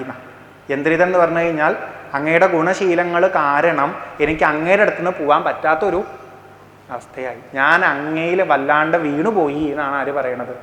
ഭഗവാൻ പറയണത്. എന്നിട്ട് ഭഗവാൻ ഒരു വരിയും കൂടെ പറയാണ്: നാഹം സുലഭ, ഞാൻ അത്ര എളുപ്പത്തിലൊന്നും പിടിക്കാൻ പറ്റുന്ന ആള് അല്ല. ഏതിനാൽ? മഖൈഹി, പലതരത്തിലുള്ള യാഗങ്ങൾ, തപോഭി, പലതരത്തിലുള്ള തപസ്സുകൾ, യോഗേന, പലതരത്തിലുള്ള യോഗാനുഷ്ഠാനങ്ങൾ, ഇതുകൊണ്ടൊന്നും ഞാൻ അത്ര സുലഭനല്ല. ഇതുകൊണ്ടൊന്നും ചിലപ്പോൾ എന്നെ അത്ര പിടിക്കാൻ പറ്റിക്കൊള്ളണമെന്ന് ഇല്ല. കുറേ യാഗങ്ങൾ നടത്തിയതിൻ്റെ പേരിലൊന്നും അല്ല ഞാൻ പൃഥുവിൻ്റെ മുന്നിൽ ഇരിക്കണത് എന്നാണ് ആര് പറയണത്? ഭഗവാൻ പറയണത്. പിന്നെ എന്തുകൊണ്ടാ? സമചിത്തവർത്തി, സമചിത്തതയോടു കൂടി പോകുന്നവനാരോ അവനിലാണ് ആരുള്ളത്? ഞാനുള്ളത്. അവൻ്റെ കൂടെയാണ് എന്നും ഞാനുള്ളത്. അവനാലാണ് ഞാൻ സ്വാധീനിക്കപ്പെടുന്നത് എന്ന് ആര് പറയുന്നുണ്ട്? ഭഗവാൻ പറയുന്നുണ്ട്. ഇത്രയൊക്കെ ഉപദേശങ്ങളിലൂടെ മുഴുവൻ കാണിച്ചു തന്നതും ആ സമചിത്തതയെ പറ്റിയിട്ടാണ്. അവസാനം പറയലും ആ സമചിത്തതയിലാണ് ഞാൻ അങ്ങയിൽ പ്രസാദിച്ചിട്ടുള്ളത്. ഇത്രയൊക്കെ ഉപദേശം ഭഗവാൻ പൃഥുവിന് കൊടുത്തു വെച്ചിട്ട് പൃഥു ആകെ അവിടെ ദേഷ്യം വന്ന് അങ്ങോട്ടും കൂടെ നടന്നുകൊണ്ടിരിക്കുകയായിരുന്നു എന്നൊന്നും വിചാരിക്കരുത്. ഇത് പറഞ്ഞപ്പോഴാണ് കൂളായതെന്നൊന്നും കരുതരുത്. പൃഥു സമ്മതിച്ചില്ലേ ദേവേന്ദ്രനോട് ദേഷ്യമില്ല എന്നുള്ളത് ആദ്യം. എന്നാലും വീണ്ടും ദേവേന്ദ്രനെ മുന്നിൽ കൊണ്ടു നിർത്തി ക്ഷമിക്കൂ എന്നൊക്കെ പറഞ്ഞ് എല്ലാവരും കേൾക്കാനായിട്ട് കുറച്ച് ഇങ്ങനത്തെ ഉപദേശങ്ങളൊക്കെ കൊടുത്തു എന്ന് മാത്രമാണ്. ആ സമചിത്തതയ്ക്കാണ് ഭഗവാൻ മാർക്കിടുന്നത്. അപ്പം ആരാ ഈശ്വരൻ്റെ സ്വന്തം ആൾക്കാർ? സമചിത്തന്മാരാ. ആരാ സമചിത്തന്മാര്? ചുറ്റുമുള്ള എല്ലാ വ്യത്യാസങ്ങളെയും അതിനാധാരത്തെ ശ്രദ്ധിച്ചുകൊണ്ട് സമമായിട്ട് ഉൾക്കൊള്ളാൻ പറ്റുന്നവര്, നമ്മുടെ ഭാഷയിൽ പറഞ്ഞാൽ എന്ത് പ്രശ്നങ്ങളിലും സമചിത്തതയോടുകൂടി നിൽക്കുന്നവര്, ചുറ്റുള്ള എല്ലാവരെയും എല്ലാ വ്യത്യാസങ്ങൾക്കപ്പുറത്തും സമഭാവനയോടുകൂടി കാണാൻ കഴിയുന്നവർ. അങ്ങനെയുള്ള വ്യക്തികളാണ് സത്യത്തെ അറിഞ്ഞവർ. അങ്ങനെയുള്ള വ്യക്തികളാണ് അദ്വൈതത്തെ അറിഞ്ഞവർ. അങ്ങനെയുള്ള വ്യക്തികളാണ് ഈശ്വരനെ അറിഞ്ഞവർ. അങ്ങനെയുള്ളവരാണ് യഥാർത്ഥ ഭക്തന്മാർ. അങ്ങനെയുള്ളവരാണ് യഥാർത്ഥ ജ്ഞാനികൾ, സജ്ജനങ്ങൾ എന്നൊക്കെ നമുക്ക് കാണിച്ചു തരുന്നുണ്ട്. പേര് പലതും പറയും. സാക്ഷാത്കരിച്ചു, ഭഗവാന്റെ അടുത്തെത്തി, അല്ലേ, ജീവിത ലക്ഷ്യം നിറവേറി, ആത്മാവിനെ അറിഞ്ഞു. പക്ഷെ ഇതിൻ്റെ മുഴുവൻ ഒരു പ്രാക്ടിക്കലായിട്ടുള്ള ലക്ഷണം എന്താ ചോദിച്ചാൽ പറഞ്ഞു തരുന്നതാണ് സമചിത്തത എന്നുള്ളത്. നമ്മളെ ഒന്ന് വിമർശിക്കേണ്ടത് സമചിത്തതയുടെ ഏത് ഗ്രേഡിലാണ് നമ്മളിപ്പോൾ നിൽക്കണത് എന്ന് നോക്കിയിട്ടാണ്. നമുക്ക് വലിയ ഗ്രേഡൊക്കെ ഇട്ടിട്ടുണ്ടാവും, പക്ഷേ ഇതൊരു വലിയ വിഷയമാണ്. ശരിക്കുണ്ടല്ലോ, ഈ ഒരു ലക്ഷ്യം നമുക്കങ്ങോട്ട് ഉറപ്പായി കഴിഞ്ഞാലേ പിന്നെ ജീവിതത്തിൽ നമുക്ക് സമചിത്തത കൈവിടുന്നുണ്ടോ എന്ന് തോന്നുന്നത് മാത്രമേ ഒരു പ്രശ്നമുള്ളൂ. പ്രശ്നങ്ങളല്ല പ്രശ്നം. പിന്നെന്താ പ്രശ്നം? പ്രശ്നങ്ങൾക്കിടയിൽ എൻ്റെ സമചിത്തത കൈവിട്ടു പോകുന്നുണ്ടോ എന്നുള്ളത് മാത്രമാവും എൻ്റെ പ്രശ്നം. ആ ഒരു വ്യത്യാസം നമുക്ക് വരുന്നതൊന്ന് ആലോചിച്ച് നോക്കും. എന്തെങ്കിലും സംഭവിക്കണ്ടെന്ന് ഞാൻ ചിന്തിക്കുകയില്ല, പക്ഷെ എന്ത് സംഭവിച്ചാലും എൻ്റെ ഉള്ളിനൊരു ഇളക്കുണ്ടാവരുത് എന്ന് മാത്രമാണ് പ്രാർത്ഥന. കാരണം നമ്മൾ ആ ലക്ഷ്യം നല്ലോണം ഉറപ്പിച്ചു കഴിഞ്ഞു. അപ്പോൾ ഈ കഥകൾ കേൾക്കുന്നതും ഈ ഉപദേശങ്ങളൊക്കെ എടുക്കുന്നതും അതിലെ ആശയങ്ങൾ എടുക്കുന്നതും ഒക്കെ എന്തിനു വേണ്ടിയാവും ചോദിച്ചാൽ നമുക്ക് ഈ ഒരു ഭാവത്തേക്ക് കൂടുതൽ കൂടുതൽ നടക്കാൻ, ഇത് ഉറപ്പിക്കാൻ, ഇത് ഊട്ടി ഉറപ്പിക്കാൻ വേണ്ടിയിട്ടായിരിക്കും. ആരോട് മിണ്ടുമ്പോഴും ഏതനുഭവങ്ങളിലൂടെ കടന്നു പോകുമ്പോഴും നമ്മൾ വിലയിരുത്തുന്നത് മുഴുവൻ നമ്മുടെ സമചിത്തതയെ ആയിരിക്കും എന്ന് കാണാം. അതാണ് നമുക്കൊരു ലക്ഷ്യമായിട്ട് കാണിച്ചു തന്നിരിക്കുന്നത്. നല്ലൊരു ഉദാഹരണമായിരുന്നു നമ്മളോട് എന്തൊട്ടൊക്കെയോ ചെയ്ത് നിൽക്കുന്ന ഒരാളുടെ അടുത്ത് നമുക്ക് ക്ഷമിക്കാൻ പറ്റാത്തൊരു അവസ്ഥ. ക്ഷമിക്കാൻ പറ്റാത്തത് അയാൾ ചെയ്ത കാര്യങ്ങളെ ആളുടെ സ്വഭാവത്തെയൊക്കെ ആലോചിക്കുമ്പോഴാണ്. ആ സ്വഭാവവും ചെയ്ത പ്രവൃത്തികളും ഒക്കെ ഒരു വലിയ കൂമ്പാരാണ്. അതിനാധാരമായിരിക്കുന്നതാണ് സത്യം. ഇതൊരു കളവിൻ്റെ മുകളിൽ വരുന്ന കുറേ കളികൾ മാത്രമാണ്. സത്യത്തെ നോക്കൂ, നിങ്ങൾക്ക് ആരോടും സ്ഥായിയായിട്ടുള്ള ദേഷ്യം ഉണ്ടാവില്ല, നിങ്ങൾക്ക് ആരോടും സ്ഥായിയായിട്ടുള്ള പ്രതികാരമില്ല, സ്ഥായിയായിട്ടുള്ള കോംപ്ലക്സുകളില്ല, നിങ്ങൾക്കും സ്ഥായിയായിട്ടുള്ള അഹങ്കാരമോ മറ്റു തരത്തിലുള്ള അമർഷമോ അല്ലേ ഒന്നും ഇല്ല എന്നുള്ളത് കാണും. സത്യത്തെ ശ്രദ്ധിച്ചാൽ ജീവിതം ആനന്ദപൂർണം എന്ന് നമുക്ക് പൂർവികർ പറഞ്ഞു തരുന്നു. യാഥാർത്ഥ്യം അറിഞ്ഞ് ജീവിക്കുന്നവന് ജീവിതം ആനന്ദപൂർണം എന്ന് പറഞ്ഞു തരുന്നു. മരണഭയം പോലും ഉണ്ടാവില്ല. ഉള്ള കാലം സന്തോഷമായിട്ട് ജീവിക്കാം, പോകുമ്പോഴും തൃപ്തിയോടുകൂടി സന്തോഷമായിട്ട് പോകാനും പറ്റും. ഇതാണ് ഭഗവാൻ പൃഥുവിന് പറഞ്ഞു കൊടുത്ത ആശയങ്ങളുടെ ഏകദേശം ഒരു സാരം ഞാൻ മനസ്സിലാക്കിയിട്ടുള്ളത്. അതാണ് നമ്മളിപ്പോൾ ഇവിടെ കുറച്ച് നേരം കൊണ്ട് അനുസ്മരിച്ചിട്ടുള്ളത്. ഒരുവിധം എല്ലാ ശ്ലോകങ്ങളും തൊട്ടിട്ടുണ്ട്, ആശയങ്ങളും കൃത്യമായിട്ട് നമ്മൾ എടുത്തു പോയിട്ടുണ്ട്. അത്യാവശ്യം നമ്മുടെ ജീവിതത്തിലേക്ക് ഇതിനെ എങ്ങനെ ഉൾക്കൊള്ളിക്കാം എന്നുള്ളതും നോക്കി വെച്ചിട്ടുണ്ട്. അപ്പോൾ ഒരേ ഒരു പ്രാർത്ഥനയേ ഉള്ളൂ, നമുക്കൊക്കെ ഈ ആശയങ്ങൾ വെറും പരിശ്രമമാവാതെ ഇരിക്കട്ടെ അല്ലേ. പകരം അതൊക്കെ നമുക്ക് അനുഭവമായിട്ട് വരാൻ സാധിക്കട്ടെ. നമ്മളൊക്കെ കൊതിക്കണില്ലേ സന്തോഷമാവണമെന്ന്? മറ്റൊരാൾക്കും കൊടുക്കാവുന്ന ഒരു വലിയ ആശംസ എന്താ? സന്തോഷമായിട്ട് ജീവിതത്തിൽ ഇരിക്കുമോ എന്നുള്ളത്. ആ സന്തോഷം ഉണ്ടാവണമെങ്കിൽ യാഥാർത്ഥ്യത്തിലേക്ക് കൂടുതൽ കൂടുതൽ അടുക്കണം. സ്വപ്നത്തിൽ നിന്ന് കുറച്ച് കുറച്ച് നമുക്ക് മാറാൻ പറ്റണം. അതിന് കൂടുതൽ ഈ ഒരു സത്സംഗവും നമ്മളെ അനുഗ്രഹിക്കട്ടെ എന്ന് മാത്രം പ്രാർത്ഥിച്ച് തൽക്കാലം